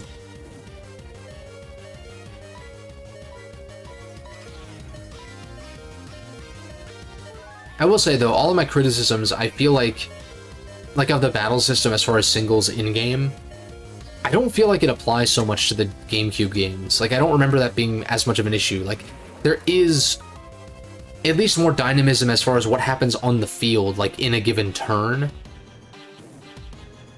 I know, like, VGC players like to throw around, oh, there's X, you know, number, percentage, or whatever, X multiples more potential interactions that can happen at once compared to singles. And it's like, yeah, that's, I guess, technically true, but I feel like it's doing singles a disservice to an extent because, like, it's much more about, like, the long game in singles because it is, like, 6v6 in that case.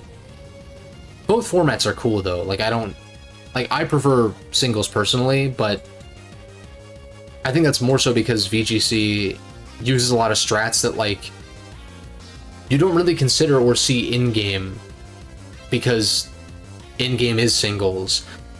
So I don't understand why they haven't done, like, a double battle exclusive game in so long when that is the official competitive format. It's really odd. I don't really understand it. You'd think that would be something that Pokemon would just be doubles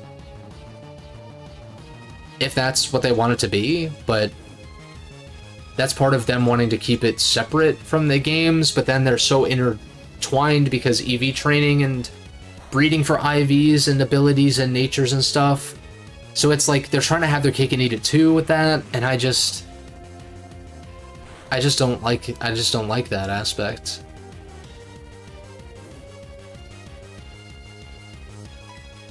I did a video a while back, which is no longer on the channel, that talked about some of my misgivings with Pokemon and, like, the wasted potential, and a big component to that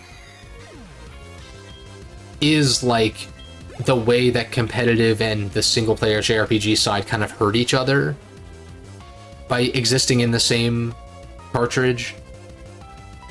In my opinion, at least. I think that they hurt each other.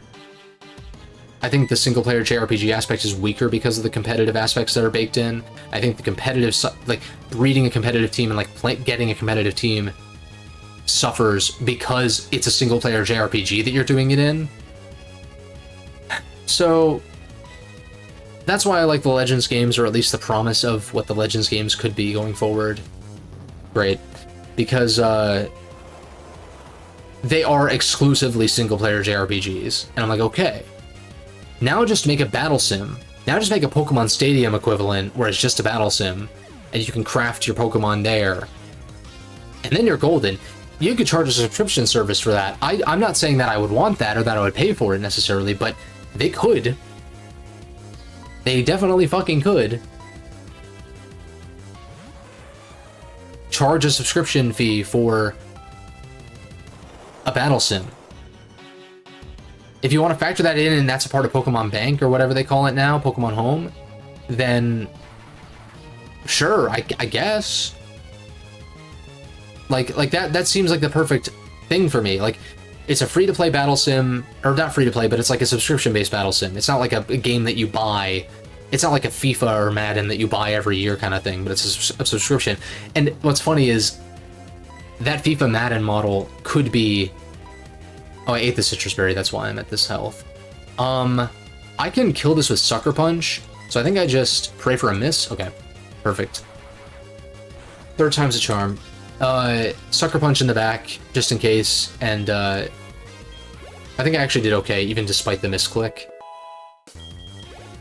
Obviously, Scizor wouldn't be around to clean up, but let's just pretend that I Bullet Punch, because that's what I meant to do. And I don't want to do this fight again. But yeah, I know like a lot of single-player like console gamers, including myself, even though I play on PC, I have a long lineage with playing on consoles, specifically Nintendo consoles, for the most part, and I know a lot of us like roll our eyes at subscription service and microtransactions, but like, in that particular instance, I feel like it makes sense, though. Would it be nice to be sold a $60 Pokemon Stadium 3 kind of thing that is a more in-depth battle simulator? Sure, but then that means that they're going to have to release one every single generation. And you would be buying it every single generation, whereas I feel like a battle sim as a service makes more sense, and also Pokemon doesn't really have... It has mobile games for service games, I guess, but I'm thinking, like, there's no MMO... There's no battle sim.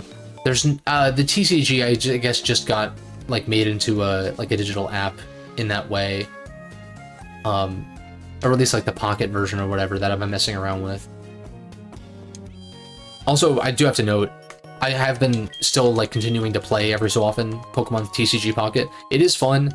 Going first is really shit though, and I know a lot of people have said that, but at least let me attach energy.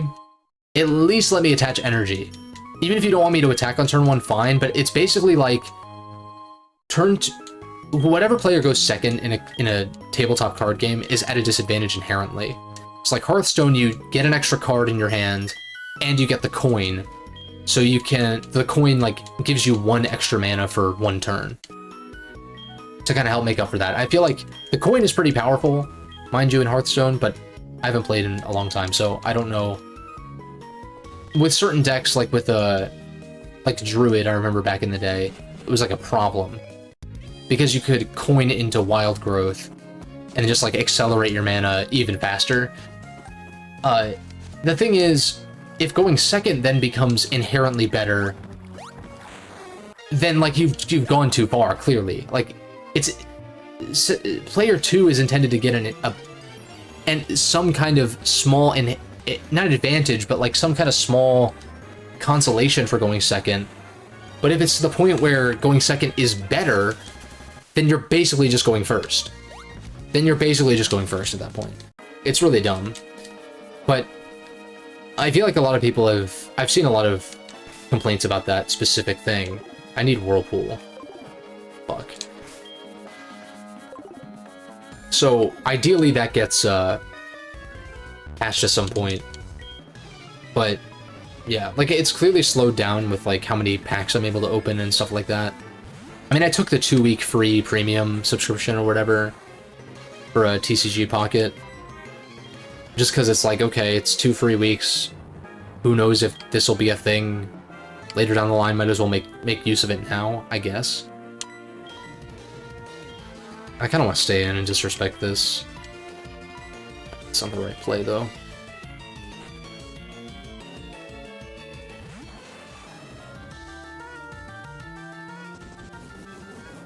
But yeah, just my 2 cents on that. Like I am really feeling the we're like going second is just better than going first, so it's basically just like going first.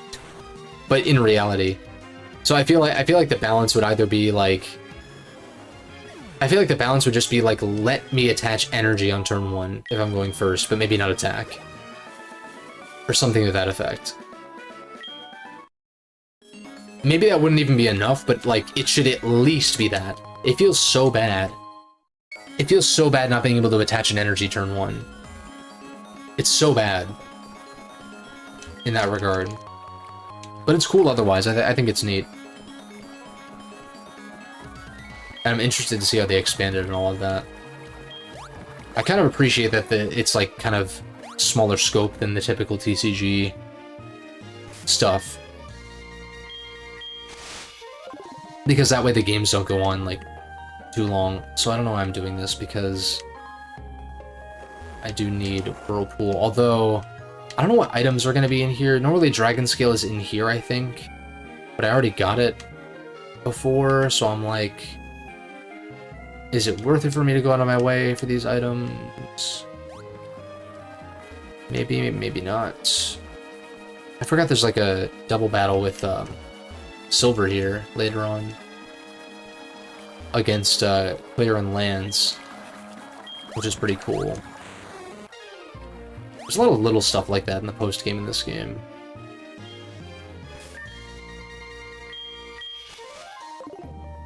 But yeah, I don't know.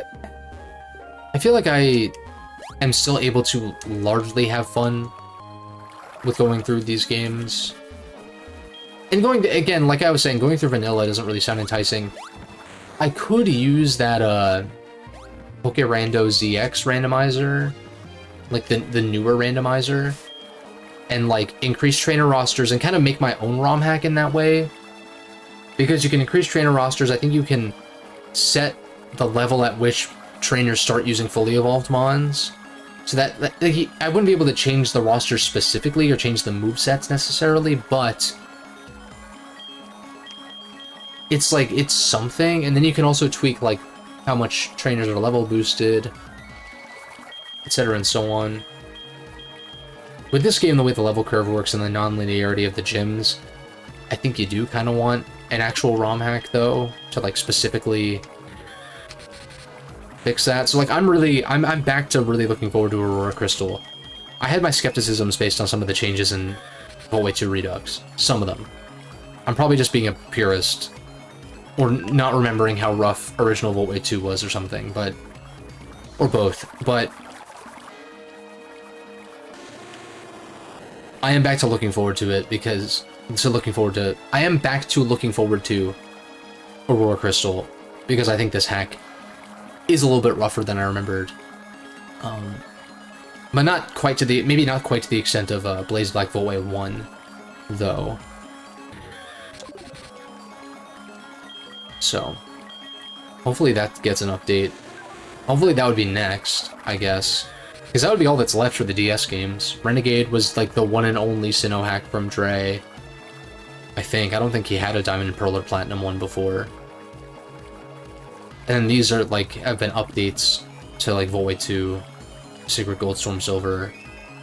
And then yeah, I don't see why Blaze Black Voltway 1 wouldn't be next for like a Redux.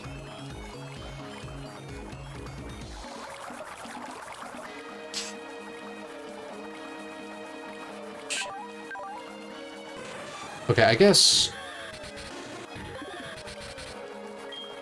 I just lead 2 of the 46s.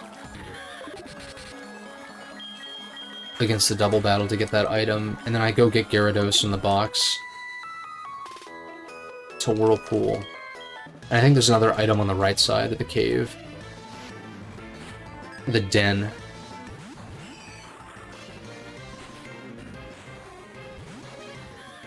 God, Ice Punch would be so fucking cracked.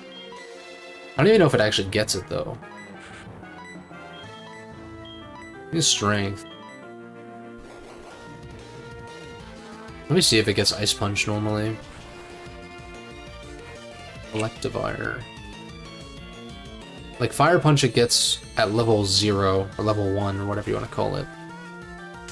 It does get Ice Punch by Move Tutor. And, this hack does open up Battle Frontier early. Like, post-Jasmine, I think. So I actually can go there. I'm assuming the cost for the tutors... excuse me. I'm assuming that the tutors are... Is it shards in this game? I think it's shards, I want to say. Special event guide? Rotom, Spiritomb. It's just all... whatever, pseudo-legend. Once you get the Earth badge, you can collect a special gift. If you go to the radio in Tojo Falls, you'll be notified that you have... Okay. Oh, you get like a free shiny pseudo. That's kind of cool. These are all gift mons.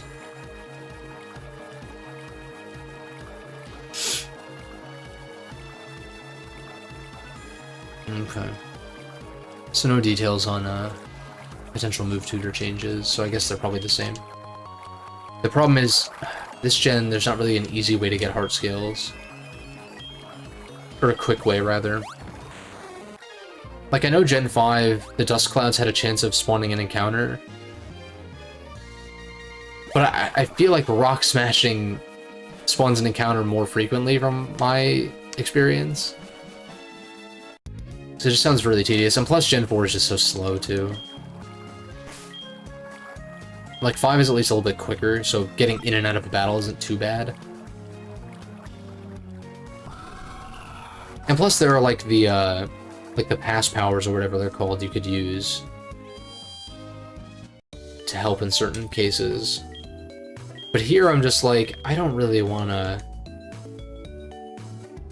farm for heart scales. And also, I think in some of Dre's hacks, maybe it's in Redux, do you even need heart scales? I feel like you can just... I'm forgetting. Maybe I'm misconstruing, but I thought you could relearn for free. Which I think is fine, honestly.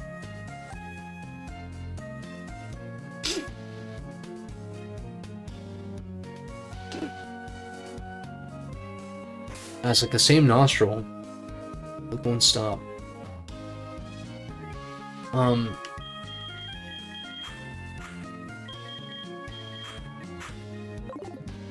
So then it's like, okay, do I just like give myself heart scales to teach myself the stuff? What am I... Did I just do this? I wanted to get Gyarados, but I want to...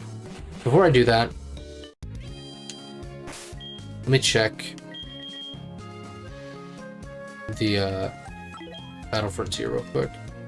And just see, like, what the costs are for, like, Ice Punch or something.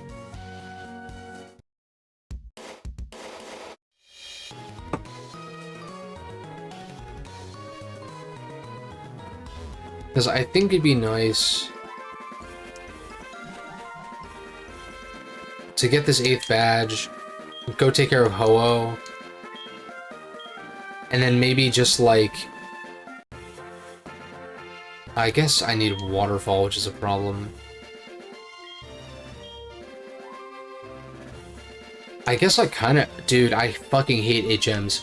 I'm gonna have to take... Either teach my special attacking Kingdra Waterfall, or bring Gyarados in place of someone and just, like, bench someone, like, even though I shouldn't have to, in order to use the HMs that I need.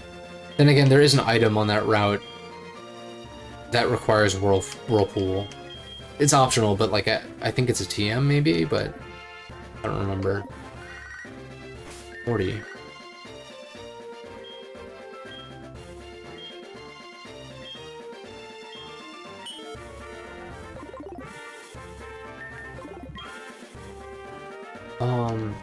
Tutors in here? What's here? Shiny stone, okay.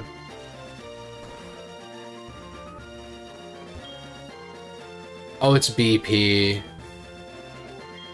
Oh, that's right. Dude, I love that they don't... 64 BP, dude. Don't you get 1 BP for like a 7-win streak?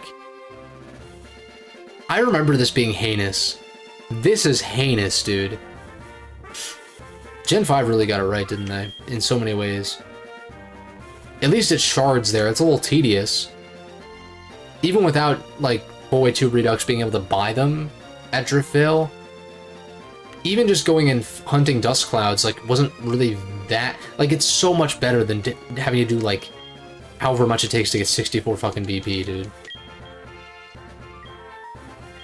Also, you gotta love that they don't tell you who teaches what. Like, one of my... What? This is so stupid.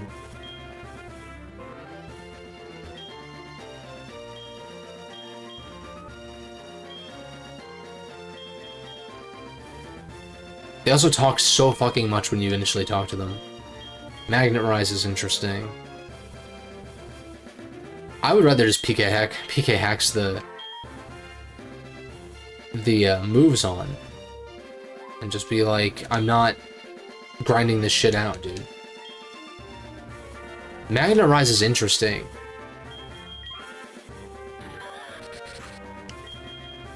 Get the boost from switching into an electric move. Magnet Rise so I'm not weak to EQ. Or Magnet Rise on an EQ if I'm in on a mon that has EQ. And if not, I just nuke with Ice Punch plus dual stab. I kinda like that. I wonder if I can get Draco Meteor on this. I don't even remember how you get Draco Meteor in this gen. Or in this game. Because I know in Sinnoh, it's that one house near Celestic Town. HGSS move orders.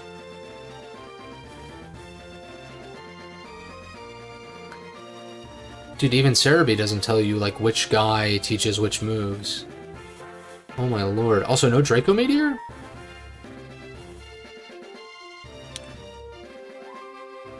Is that real?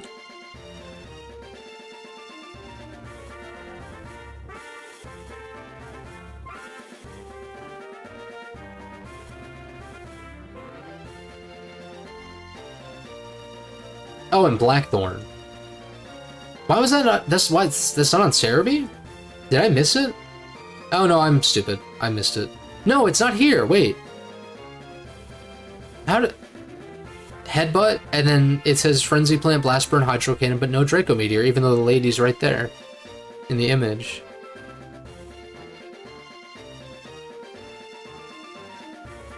Interesting.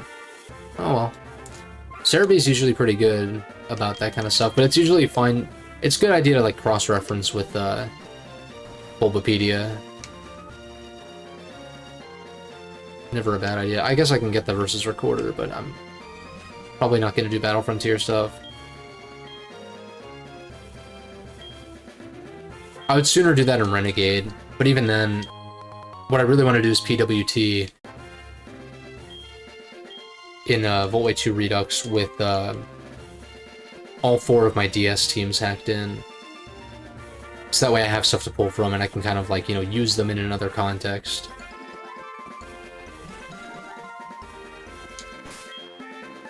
That's gonna be fun.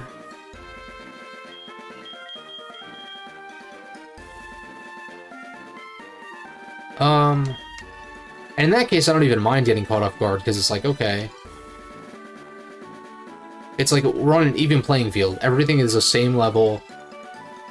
No healing items in battle. etc., etc. Like, there are rules, you know? And there are rules in the regular battles here, too, to an extent. But it's not like you may use one healing item in battle, or, you know, you bring 6, pick 3, or something, against, like, the first gym or something like that, right? I really think a system like that needs to be implemented. Like, I think, okay, if the first gym leader only uses 3 mons, fine. You should be allowed to bring fewer, but you can bring up to 3 mons against their 3. Knowing Game Freak, they would make it so you have to bring 3, and then so if you're doing a solo run, it's like, okay, I annoyingly have to go catch 2 more just to actually do this fight. But it should limit you to the number. You shouldn't be able to bring 6 mons against a 3 mon gym leader, in my opinion. Or at least have that be, I don't know, a difficulty mode. It's almost as if Black and White 2 started to experiment with that, but people had already been whining about Gen 5 from Black and White, and so Game Freak was like, okay, I guess you guys don't like this, here's a bunch of baby games now. There you go. And I'm being pejorative. There's fun to be had in the post-Gen 5 games to an extent, but, like, they took so many steps. I don't need to say it. I don't need to say it. There's so many videos out there lamenting how Pokemon is, like, kind of devolved in certain ways. And it's improved in certain ways, too. Like quality of life features, I guess. But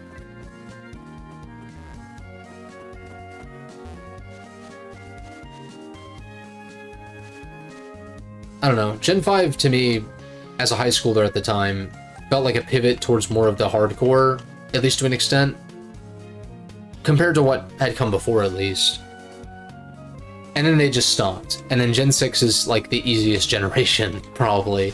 Certainly the easiest generation, one of the easiest generations. And even people who like Gen 6, I think, are able to acknowledge that too. But it's like, just give us an option. Why are there not options? Then again, Nintendo games are kind of bad about options. Also, I didn't grab the Gyarados again because I'm talking about how Pokemon has lost its way. I'm hopeful for ZA, though. I talked about this last time. About, like, okay, if we haven't gotten a release date for ZA yet, it's probably not going to be first quarter then. Which means that it might be a fall release. Which means that it would have been a full 3 years since the last mainline release. Which is a very positive thing, in my opinion. Like, yes, let's wait for once. So many other series, it's the opposite problem, where it's like, why do we have to wait 20 years for Elder Scrolls 6 or like whatever? And people's excitement for that has like waned based on Bethesda's track record, but it's just an example, right? With game dev, god damn it. With game dev taking longer and longer, but yet Pokemon was like continuing to do yearly releases, and they don't even like, at least with Call of Duty, those games seem to like look and play well, at least at like a baseline. Now the quality of like, you know, the maps or the campaign or like any other facets, that will vary for sure, but at least from what I've seen, like the games at least like look good and play good. And it might not always be your cup of tea. It's not really a series that I'm familiar with to like speak on it, but it's like if you're gonna do the annual release thing, it's like, I mean, I guess there's like, you know, NBA 2K is kind of infamous for being like shit, due in large part to the annual release bullshit.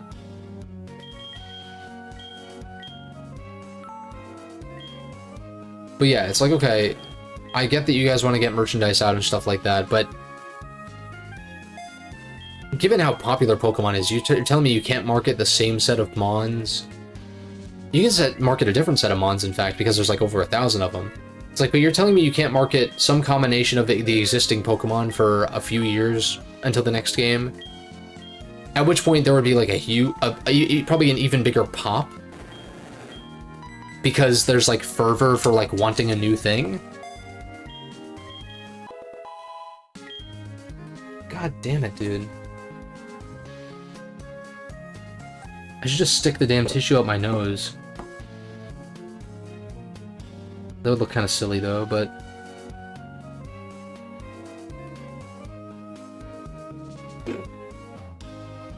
God damn it, dude. I'm like feeling stuffier and stuffier as I get further in the stream. Kinda sucks. But I'm not gonna go that much longer, I don't think. I was saying I want to cut strength on Evire. Though again, maybe after Victory Road, but that would be the one to teach this. Oh, what am I doing? Because I think... And I guess if I'm gonna box Kingdra, I need Surf. Cut is whatever, Flies on Honchkrow. I've got Waterfall, Whirlpool, Rock Smash is on Scizor, and that's not even like a required thing, really. I don't even know why Rock Smash is an HM in this game, honestly. Is it ever actually blocking your way? Like in Gen 4, it is that one time. Usually just stuff the tissue up if it's that bad. Yeah, I've been kind of... I've been kind of sick the past couple of days. I know I was kind of feeling it last week, but it really hit me this weekend. And so, I'm feeling better today, but I'm at the point where it's like, it's all just like draining out now. And that's the part that annoys me. Maybe I'll stick a tissue up there when I'm not, like, on camera. That's like the thing. I mean, I mean, I care about looking good and stuff like that, but I don't really... Like, for the most part, when I wear, like, a fucking black t-shirt every stream or whatever, for the most part. Sometimes I forget to even check my hair. If I'm, like, showering right beforehand, also. So it's like, yeah. I've rocked worse looks on stream, but, maybe I go the, She's the Man route and get a tampon and stick it up there.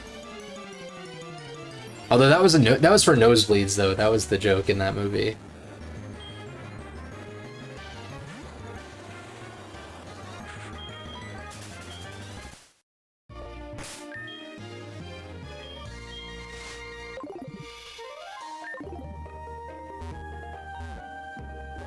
Named the tissue stream, right?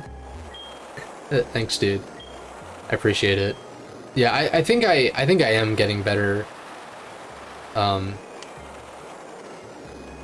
It does also suck because I not only wasn't feeling well enough this weekend, but also, like, I sound stuffy, so I don't really want to, like, record, videos. For streams, I don't really mind if it's just like, hey, I'm sick, I sound like shit. It probably doesn't even sound as bad as I think it does, but I, like, feel it. Yeah, She's the Man, that Amanda Bynes movie from way back when. The Dragon Fang. For boosting your dragon moves on your dragon types. Or not. But who would run dragon coverage? The reason why dragon moves are strong prior to... Well, really just period, is because of the massive base power and stab. Like, dragon coverage is not really a thing. I guess it could be, maybe, in, like, very niche circumstances, but, like, not really. Let's test you. The thing is, I think you can get these wrong and still pass, but you don't get, like, the shiny whatever it's called. It's training, right? Isn't that the right answer? Anyone. Love, I think, is the answer. Strong Pokemon, weak Pokemon. Isn't... Who... That's Karen's speech, right? Where she literally says that, just that.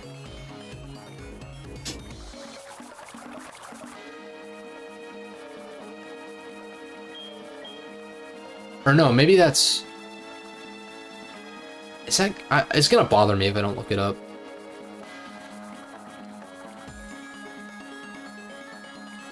It's Karen, yeah. So we'll see that quote later on. Both.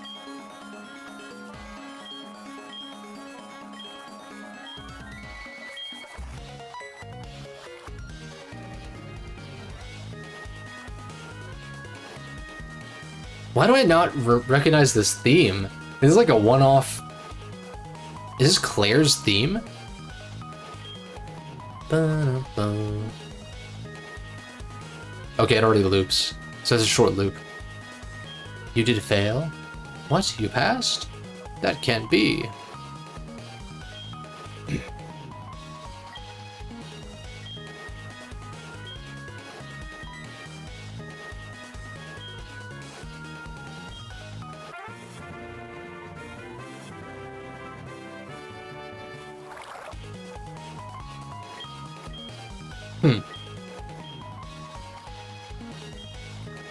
I don't know. Dude, it's exhausting to, like, talk about the state of Pokemon and, like, all that, because I feel like I've said my piece, but, like, whenever I think about it, it, like, annoys me. It pisses me off, because it's, like... That escalated quickly. It pisses me off, because it's, like...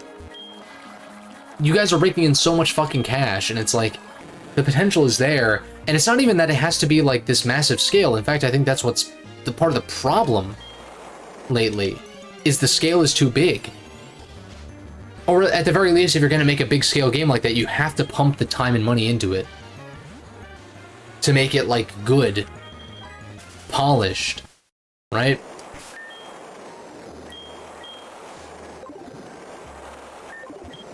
I guess I could escape rope, but whatever. But it's not even that they have to do anything major either. It's like there's a bunch of small stuff that should be obvious. Too busy suing Power World. Claire, are you okay?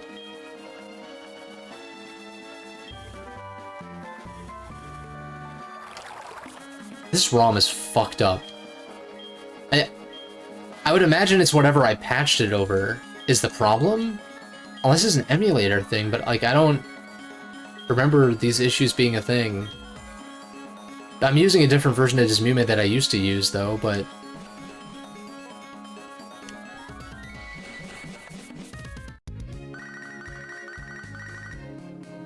Shit's buggy as hell. It's not like this in vanilla, which should be obvious. But that kind of stuff doesn't happen in vanilla, because there's not as much... This is, you know, like tweaking something that's already existed kind of thing. What did you say? Come back to... I forget, you go back to the lab or you go to Ekritique? I think you go back to the lab first.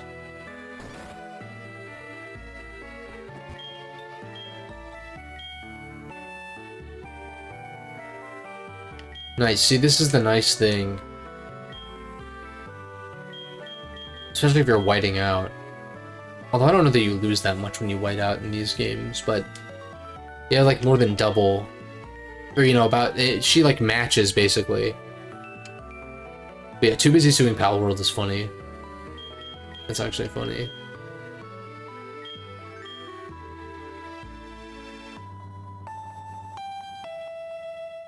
I really want Legend ZA to knock it out of the park.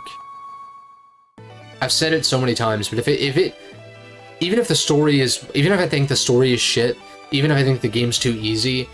If it's polished, I'll be happy. That's all I want.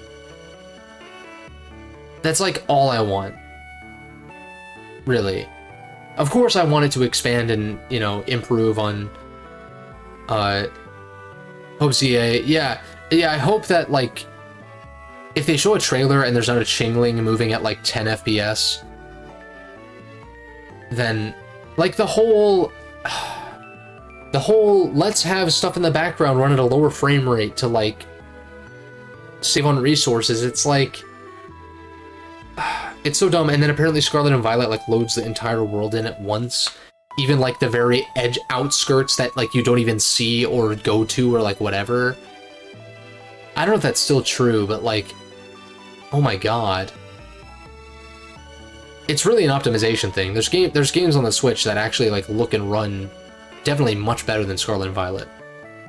There's still issues, right? But like it's much more tolerable than that shit.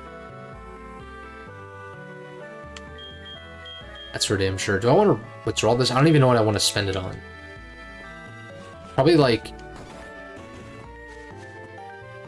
I'll probably fly back here prior to the Elite Four. Because from the Indigo Plateau, I think you can fly to either. I remember it's like you can fly to the Indigo Plateau from Kanto and then you fly to Johto. And like that's... Unless you want to take the train, like that's the way to do it. So I think it's weird. It's very weird. I guess the Indigo Plateau is high up, so it's like a shorter distance, like laterally, or takes less time. It's dumb. You can't fly back to Johto from like here all the way up to here, but then once you hit here, you can, even though it's further. I get this. It's to like incentivize, oh, you're in Kanto now, but like by technicality, yeah. Whatever. I'm being a hater. Did I talk to Elm already? I'm like tripping the fuck out right now. No, I didn't.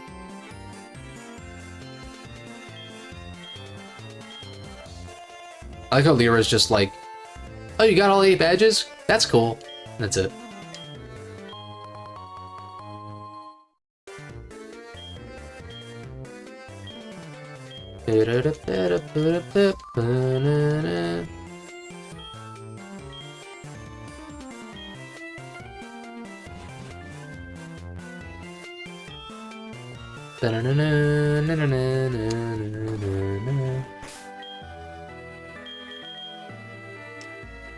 That's right, we have to fight the Kimono Girls. I have to beat them all consecutively, I think. What do they start? They start with Flareon? I guess Typh is not a bad lead, regardless. I need to get rid of Gyarados real quick, though.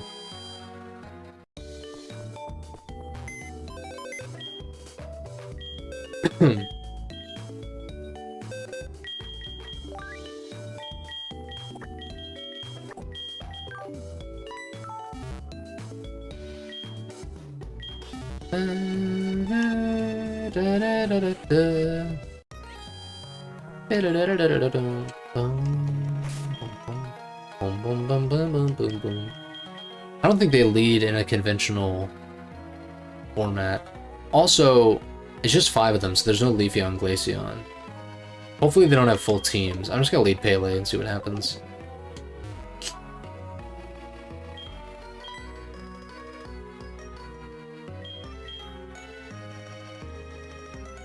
Oh no, it is 7.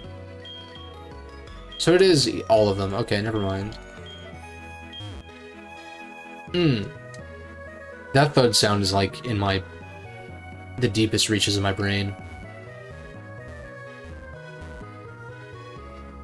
I think they still... See, I don't actually mind this. This is not a criticism. They still use that sound effect, I think. Which I think is kind of... Like, you're not really bumping into stuff as much in the 3D games, because, like, it's not on a grid, so you're not Oops, I accidentally pressed up too many times. But it's kind of fun that, like, when you do bump into something, I think it's the same sound effect. But I like callbacks like that. Especially when it's something that's not really super relevant in 3D games.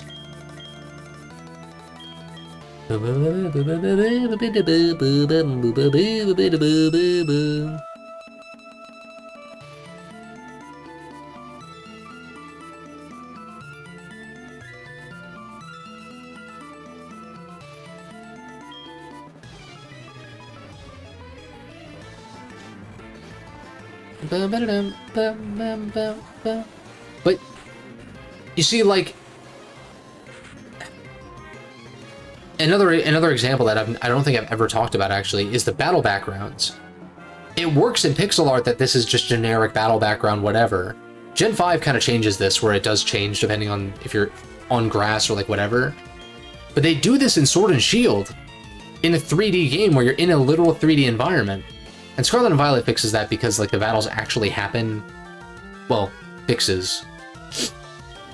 but the battles actually happen like at the spot that you start a battle, like the Pokemon just get sent out. The problem is that it's really janky with like where they're positioned and like clipping and stuff like that, and camera position and all that, which is weird because Arceus, I feel like, kind of nailed it. Actually, when it came to that aspect, I loved the like how easily you could flow in and out of battle in Arceus. It was great. Best part about the game. Easily. Oh, dumb. Banded. Doi.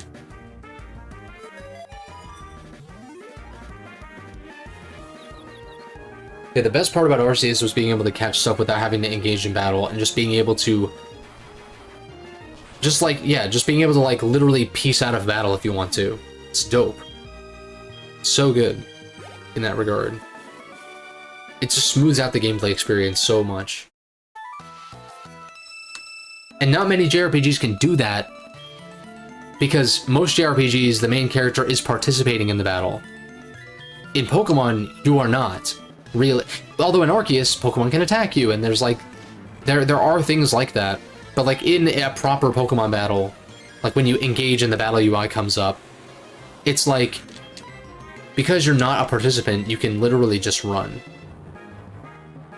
And you know what? Maybe Yakuza... I wouldn't be surprised if Like a Dragon does that also, because it is like you can move around and stuff. And being able to like physically run away. But I feel like for most turn-based games, you're like, you know, stationary and you have to menu to run. And in a lot of those games, it's quick enough to just, you know, tab over to the escape command or the run button or whatever. Easy enough to do that, and just like, it's fine. But god, the battles of Scarlet and Violet are so fucking slow that even just like you randomly get into a battle, it's like it's a groan-inducing moment, dude. Especially because like Pokemon in the overworld are like proportioned somewhat accurately. So you have these like tiny ass bug Pokemon that you don't even see, and the hitbox on your ride Pokemon or whatever is so massive. It's rough. It's rough in so many ways. I'm glad people enjoy it. I don't want me, like, don't think that I'm like, oh, you have bad taste if you like it. It's like, I really, like, go enjoy it. Like, I'm not like that. And I really, like, question the people that are. Just not even, like, they're welcome to hold that opinion, but it's like, how do you engage with, like, other people in your life? You know what I mean? Like, how do you engage with, like, human... Maybe they don't, but it's like... How do you engage with people who, like, disagree with you in real life? They're probably real sheepish.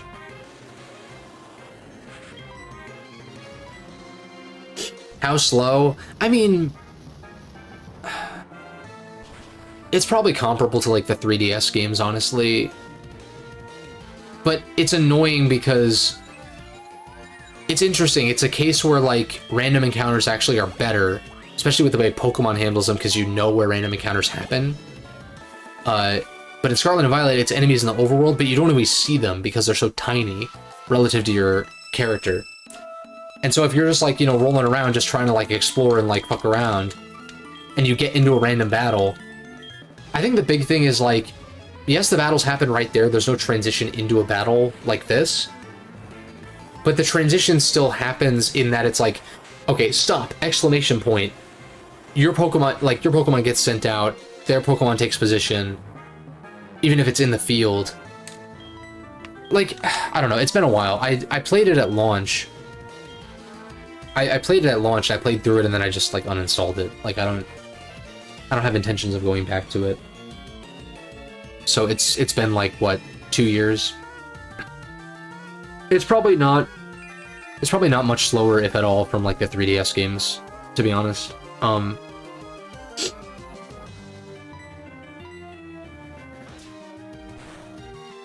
it's just the frequency, really. It's the frequency and the fact that they're in the overworld. In the way that they are, that is. I guess I just surf a million times. Oh my god, crit.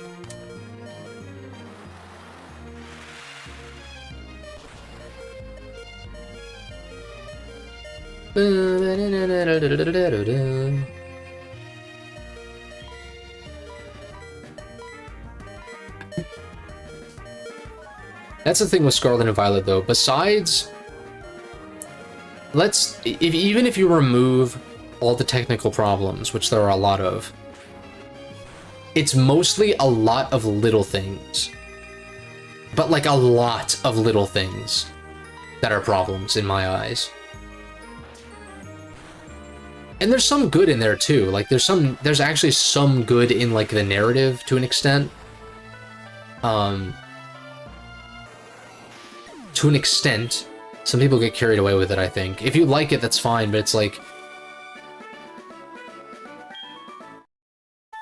It's really just Arven, and that's like 1/3 of the story.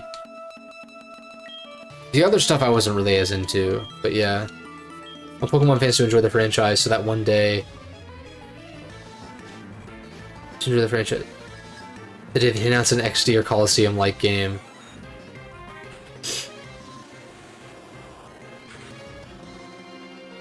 You mean, like, you're glad people are still buying it for the chance that something like that happens again?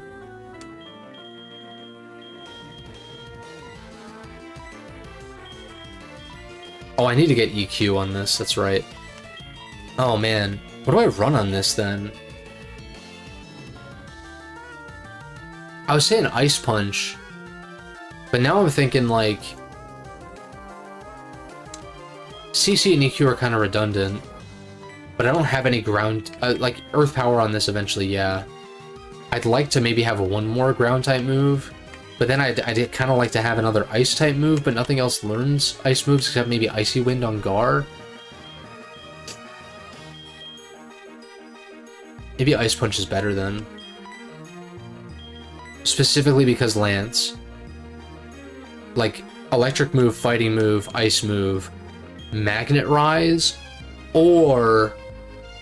Earthquake, and if I want to run 4 attacks. I'm just gonna dig. It'd be great if the GameCube games got remastered, although I would argue that the best way to play those is the ROM hacks for them.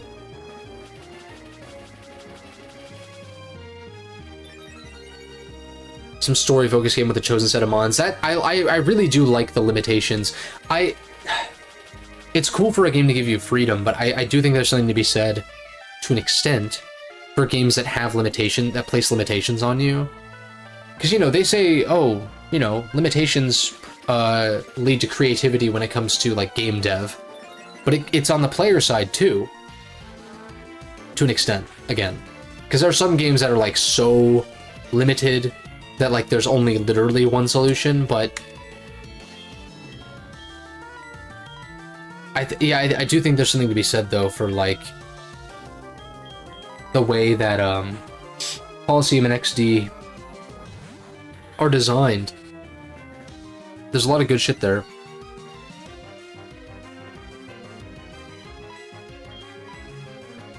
And because... And it's also nice because, like, the relative lower power level allows for mons like Meganium and, like, a bunch of Gen 2 shitters. Which I like the Gen 2 mons, but a lot of them are really bad, like, stat-wise, even by Gen 3 standards. But, like, because those are what you have to work with, and you're not fighting the best of the best at all times either, at least until the end, with, like, Metagross and, you know, stuff like that, T-Tar, it allows for those weaker mons to shine, and that's something that people do Nuzlocke for the sake of... People do Nuzlocke for that purpose, in some sense, too. To, like, use Pokemon you otherwise wouldn't. But it's one thing to, like, enforce that on yourself, and it's another to have the game actually be designed around that.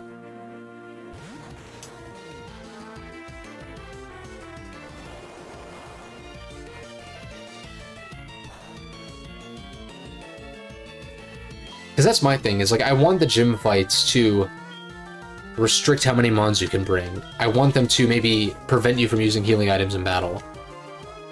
The fights against like other trainers can be a little scrappier, like against the evil team or something. Because, you know, they're not going to follow those rules probably, so like, why should you, kind of deal.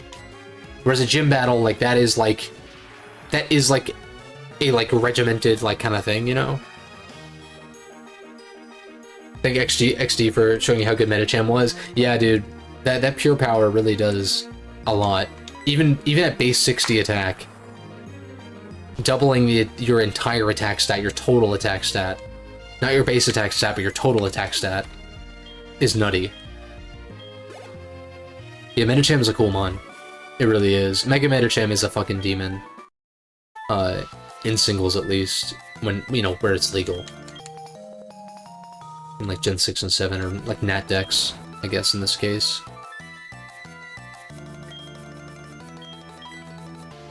I'm excited for Megas to come back too. I think that's a big thing for a ZA.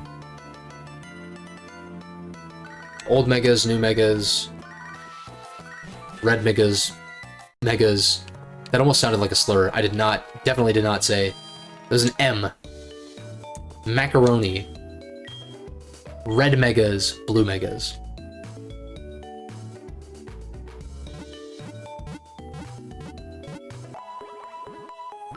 Dr. Seuss.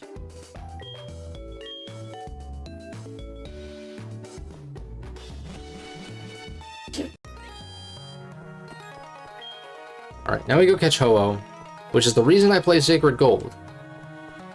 Is, I blame it on me being sick. It's hard to enunciate.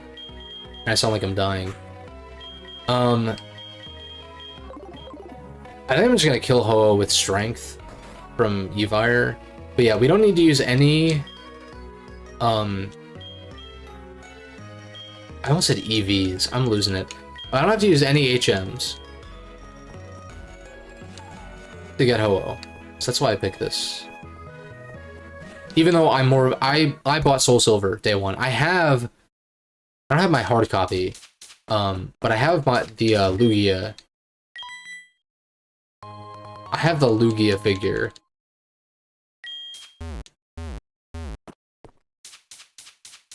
In a bin. It's like right down there. I don't have it out with my amiibo for some reason. My few amiibo that I have. Dude, I really wish that they had made amiibo of the lords from Three Houses. Because I had thought about it, I'm like, I love that world. I have the Ike amiibo. It'd be cool to get the Marth one, but I think it was expensive maybe, or like something like that. I don't know. Maybe that's one of those that had like the piss block. You know how Link had like the pee stand? On the original run at least. Mega Evos for Pokemon that need it, yeah. Yeah. I can't imagine that would be like a major marketing thing, even from like the teaser trailer, and then they don't add a bunch, you know? I feel like that's gotta be... And there's so many Pokemon now. I like that we don't really have many Megas from like Gen 5 and 6. I think Audino is the only Mega from Gen 5, right? And then Diancie, I think, is the only Gen 6 Mega. I think... I'm torn on what they're gonna do. I think they're gonna give the Kalos starters Megas, though, probably. But I'm wondering if they're gonna do it as a callback to X and Y. I bet they do what they did with Legends Arceus. I don't think so. That would have been so obvious for a 3-pack.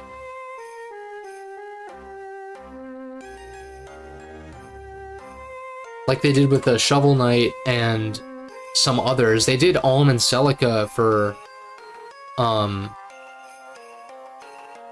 Echoes.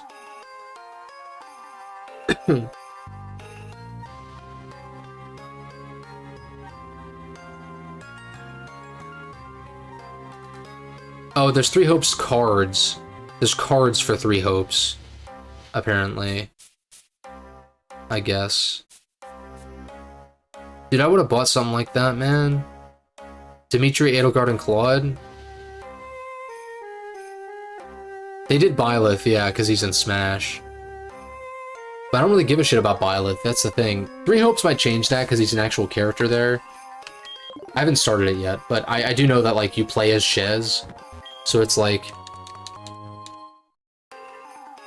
It's like Byleth could be that, like, representative for that world.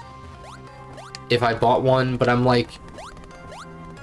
dude, Dimitri, Edelgard, and Claude, Amiibo would go so fucking hard, though.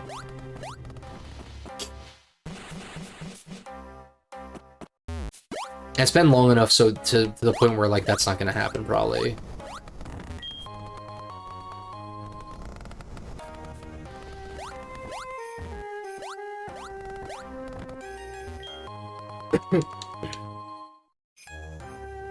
Just you get to see the Sage Mode Frog. Oh, the, Ashgren. Ashgreninja. Dude, Mega Greninja would be, like... That'd be hype, but that thing is gonna be fucking broken. Because regular Gren is already amazing. But I'm ready for Mega Chestnut. I bet... There's no way Mega Chestnut doesn't actually hold a shield. But, like, not in the way that Rillaboom has a drum. Not like in a prop, but it's like, it'll be built in. Oh my god. Oh, Engage had functionality with the Byleth Amiibo for the Lords. But I bet Mega Chestnut probably has, like, an actual shield. Or two. And I guess he kind of has armor on his arms already, I think. Let's fix his hair, though. He's got, like, fucking Friar Fred hair. For some reason.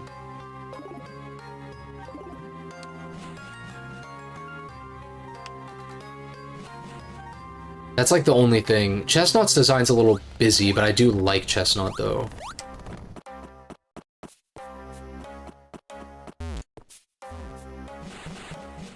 I know everyone memes on Delphox. That design's grown on me over the years, but a Mega could do so much with it that could make it better. I should have bought more repels, but maybe it'll be fine. If I just beeline it to the top, then I'll be fine, but... Yeah. Byleth kind of encompassed them. Yeah, because Byleth's not an Engage, right? It's just the actual important characters. No, Byleth's important, but he's important in a he's important in, like, a player character kind of way. Like a self-insert kind of way, where it's like, okay, yeah, he's got this god residing in him. And he's kind of the linchpin of who wins the war in Three Houses, because... Yeah. Like, that just kind of makes sense. Oh, wait a second. Is this the right way? Yeah.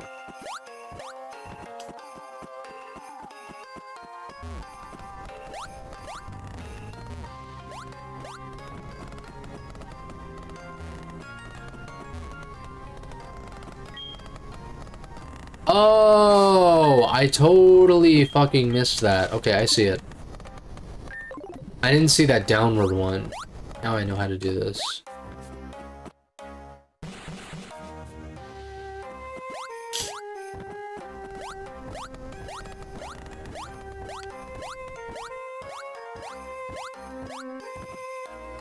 This is the wrong ladder. God damn it.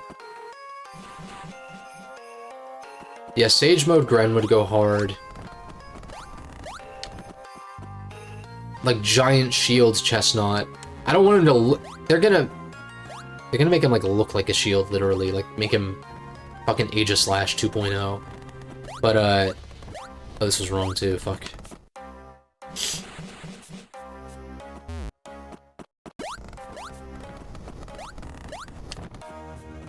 Having Delphox, like, hover or something would be cool, like, float.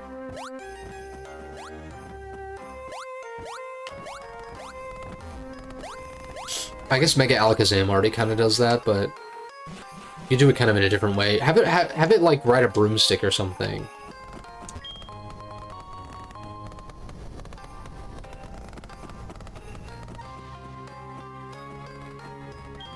Oh, but what I was saying, which I'm pretty sure I've talked about in previous playthroughs, but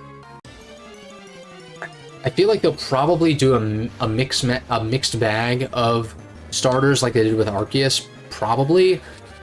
But then, as an homage to X and Y, where X and Y gave you the Kanto starters, which had megas, I think they'll give you Kalos starters secondarily with new megas. Because it's like, you're not going to do a Kalos game for the first time in over 10 years and not give those starters megas, right? I'd be kind of surprised if they didn't. Obviously, the Gen 2 starters probably need them more, but it's going to be it's set in Lumio City, it's set in Kalos. So it kind of only makes sense to give those guys mega evolutions. Why?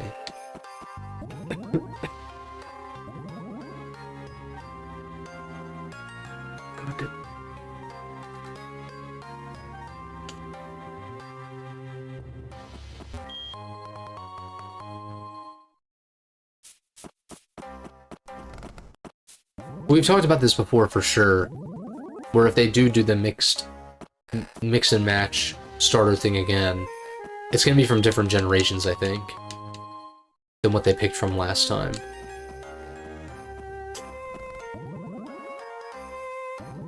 Also, Gen 4 starter megas would be pretty hype.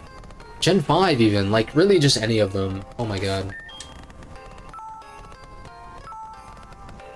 Any of them that don't already, which means, like, all of them but Gen 1?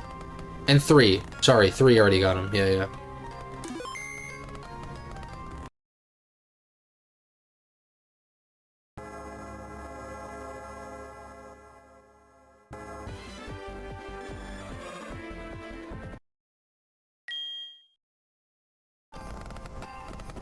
And I don't think that the starters are going to pull from are going to be from 8 or 9, because those you can play those games on Switch. And they're going to want you to buy those games to get those starters. So I would not expect for a ZA starter to be from Gen 8 or 9 for that reason. Or 1, because of Let's Go, maybe, also. And then I would say probably not from Gen 2, because they picked Cyndaquil already. Mega Infernape would go so fucking hard, dude. I love Empoleon, too. Like, Empoleon and Infernape are... Sorry, Torterra fans. Like, I do think Torterra is cool, but it's just, like... It's kind of bad. And that does hurt it, in my eyes. And plus, I don't like it design-wise as much as the other two, but yeah. Point being... Gen 4 Megas would go hard. I think... So, if we're excluding Gens, like, 8, 9, and 1... But then if we're also excluding 7 because Rowlet was a starter in Arceus, if we're excluding 2 because of Cyndaquil, and we're excluding 5 because Oshawott, then that leaves 3, 4, and 6. And I was just saying that I feel like the 6 starters would just all be available, kind of like how the Gen 4 starters are available. Then again, maybe they don't pick from Gen 4 because of BDSP. I don't know. In which case, they'd have to pick one that they already did for Arceus, unless they do Gen 1. But we also don't know if it's going to be in the past or the future, how far. Does that mean that, like... Does that incentivize or change what they might pick, you know? Because the Legends Arceus starters were, like, themed around... You know, you had, like, kind of the Robin Hood-esque Decidueye variant, and then you had,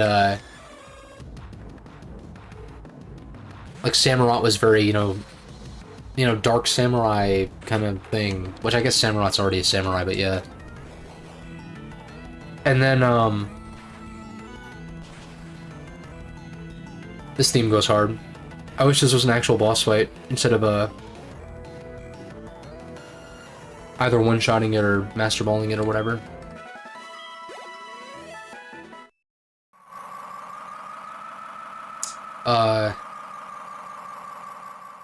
And then what, Typhlosion, I guess, was like a spiritual thing or whatever? I don't know. They were steaming there with like ancient Japan kind of stuff, though.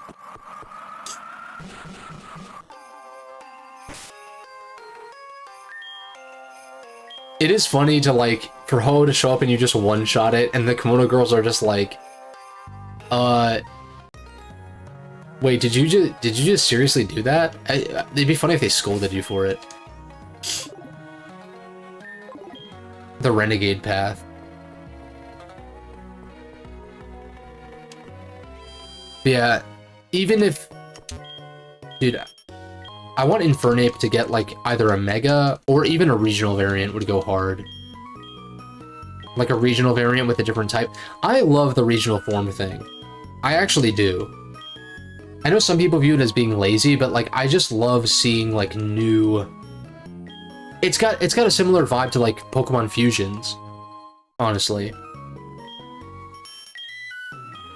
And I'm like, man, Hisui and Samurott is so good. Why is regular Samurott so bad? Because I like Samurott a lot. And I'm like, make it water fighting. And, I don't know, I guess that's it.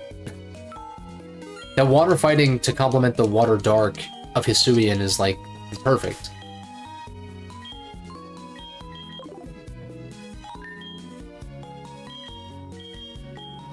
It is funny though, they did pick like 3 of my favorite starters for, why did I click give? 3 of my favorite starters, or at least my favorite starters from their respective gens for Arceus, so I kind of couldn't go wrong. I picked Rowlet though, on my one run of Arceus. If I ever go back, I would probably pick, I want to try out Hisui and Samurott in that context. Because Samurott's cool. And like Serp's definitely better. I used to say Serp was my favorite of the 3, but now I'm starting to come around on Samurott again. Because Samurott was my favorite back in the day of the Gen 5 starters. And then I thought it was, I was still miffed that it went from 2 legs to 4 legs, which is funny considering I feel the opposite about current trends with that. I should probably buy more healing items, right? With, you know, 4-legged Mons, or like Mons that could be stand on 2 legs or 4 legs, just becoming like mascots, basically. Like the Gen 8 starters, I'm used to their designs because they've been around for a while at this point, but I really don't like them very much in the grand scheme of things. Like they're good, except for, well, Inteleon's not that great competitively, but Cinderace and Rillaboom are both great, like stat-wise, like not just stat-wise, but just like competitively because of all the factors.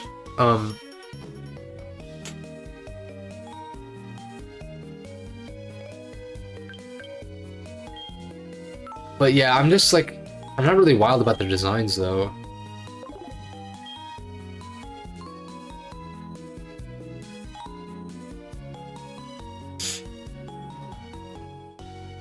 In fact, maybe this is just Gen 5 copium, but I do think I used to not like Embor's design. I used to kind of like not like Embor because it's like really firefighting again. And I know a lot of people were that way. We're so far removed from that though, to the point where I'm like, Embor's got a pretty sick design. I'm gonna be real. To the point where, at the time, I think it was easy to say that Gen 5 had the worst set of starters, design-wise. But now, I think it's actually maybe one of my favorites, like, straight up. And like, Gen 2, I like the designs, but they're all so weak at this point. Gen 4's always been goated, but I've never really been, like, the biggest Torterra fan, as I mentioned. Gen 3's got a goated set as well. I still think Grovile's cooler than Sceptile, though, personally, but yeah. Let's put these here. Yeah, I don't know, Gen 5 has a pretty sick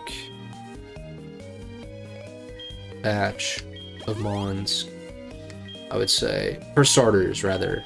The early route Mons I don't give a shit about. They're kind of bad. Watchog, Unpheasant, Purloin. I mean, I kind of like Purloin Liper design-wise, but I don't really care for Watchog. Stoutland's alright. Oh, I'm gonna sneeze.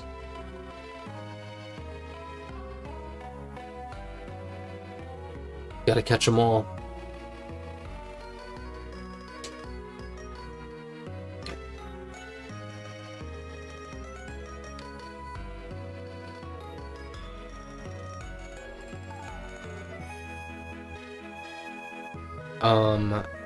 I need Gyarados. There's no PC in New Bark. Is it New Bark? Whatever.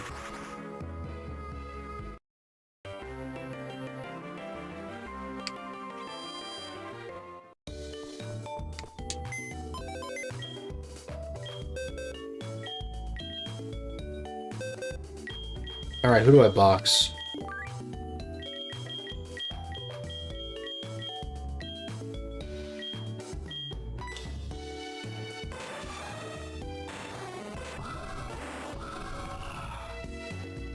I guess Murkrow is going to be useless because I can't fly back. But everyone's already kind of at 47, so...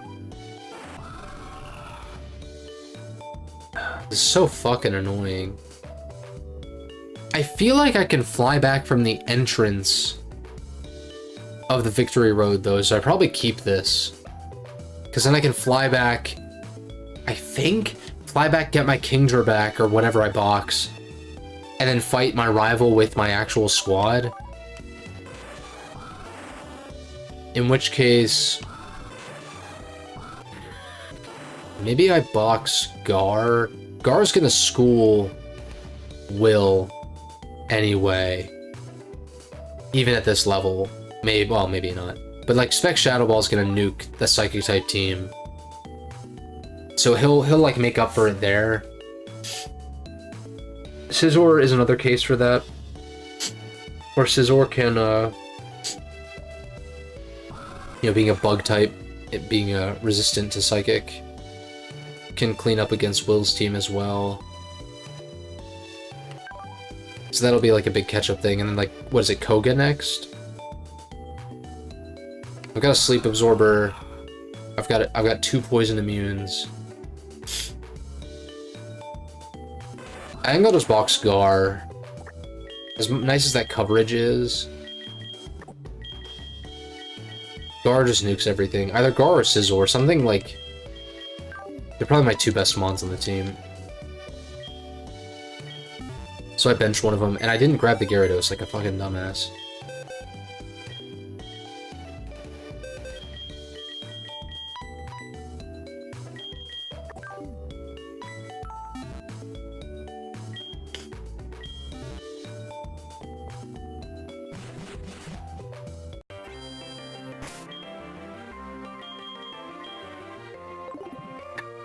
See, like, why can't this be separate from my combat move pool?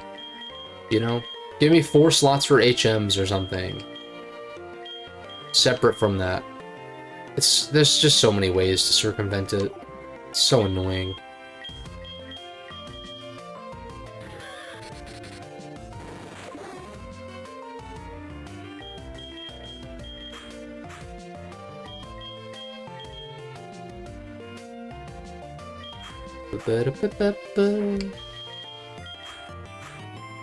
Keep these guys in order, I guess.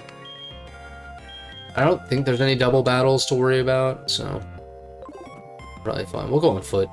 Wait a second. Is it Cameron? Oh. This is actually poetic.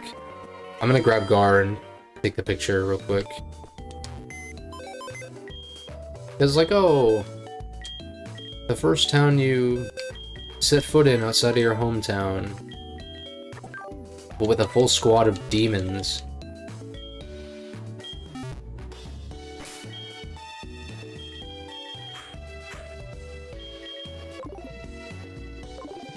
Squad up. I would have laughed if he left randomly.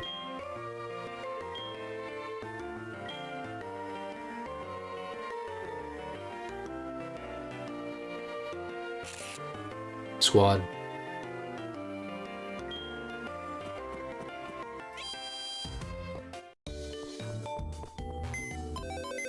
Yeah, I think for Aurora Crystal, not to like spoil what my team will be, I'll pick Gator, probably, unless Meganium is like... Meganium's actually probably going to be really good, I would guess. They're going to buff it quite a bit. It'll probably be Grass Fairy. If they can get, like, abilities like Triage and stuff in the game, then yeah. 2 liberations in less than 2 hours. Oh, nice. Nice, yeah. Those early game liberation missions, yeah. Yeah, the Battle Network games are really not that long if you, especially if you skip all the story stuff, it really cuts down on the time, actually. Which I know that's not something I typically do. But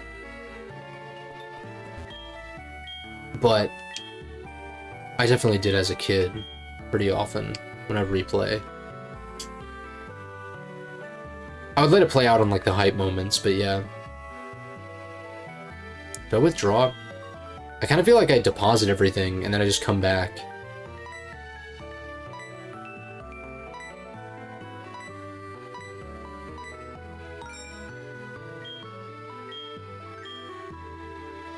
Is there a cap on the money she can hold?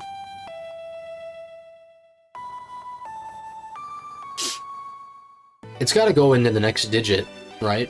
I would imagine so.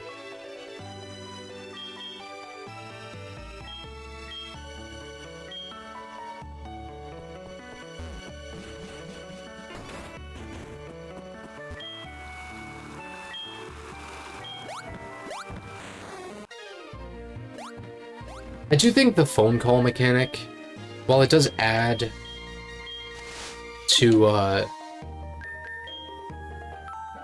it adds life to the world to an extent, it's also just kind of annoying. And I used to just kind of tolerate it. In fact, most of my HGSS playthroughs, I just give, I take everybody's number, more often than not. I'm not entirely sure why, but that's what I would do, usually. But yeah, even with these few numbers, I haven't taken any numbers voluntarily. It's annoying. More than I think it's a benefit.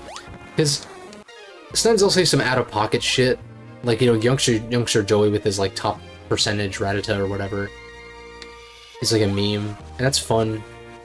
But, like, how many times do you see that until you're like, okay, I get it.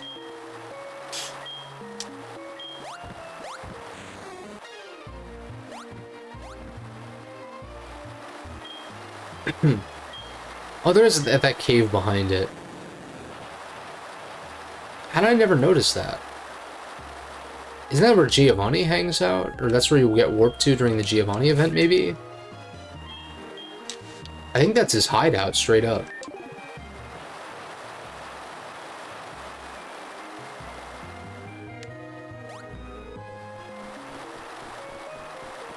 How have I never noticed this? Oh my god. I do know that no longer works. Usually on cartridge, the waterfalls aren't transparent like that, I think. Maybe? No. All my years playing this game, and I don't think I ever noticed that cave. At least I don't remember noticing it.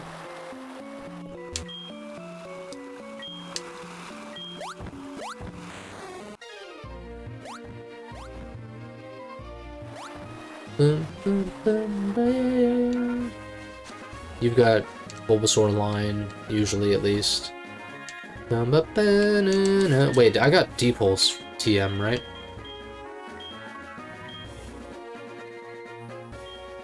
Dark Pulse, Avalanche, yeah. Oh, it's 90. Was it always 90 in this gen? Definitely got nerfed to 85 then. Yeah, Parachance is nice, but 60 is like nothing, dude. Ba-da-da.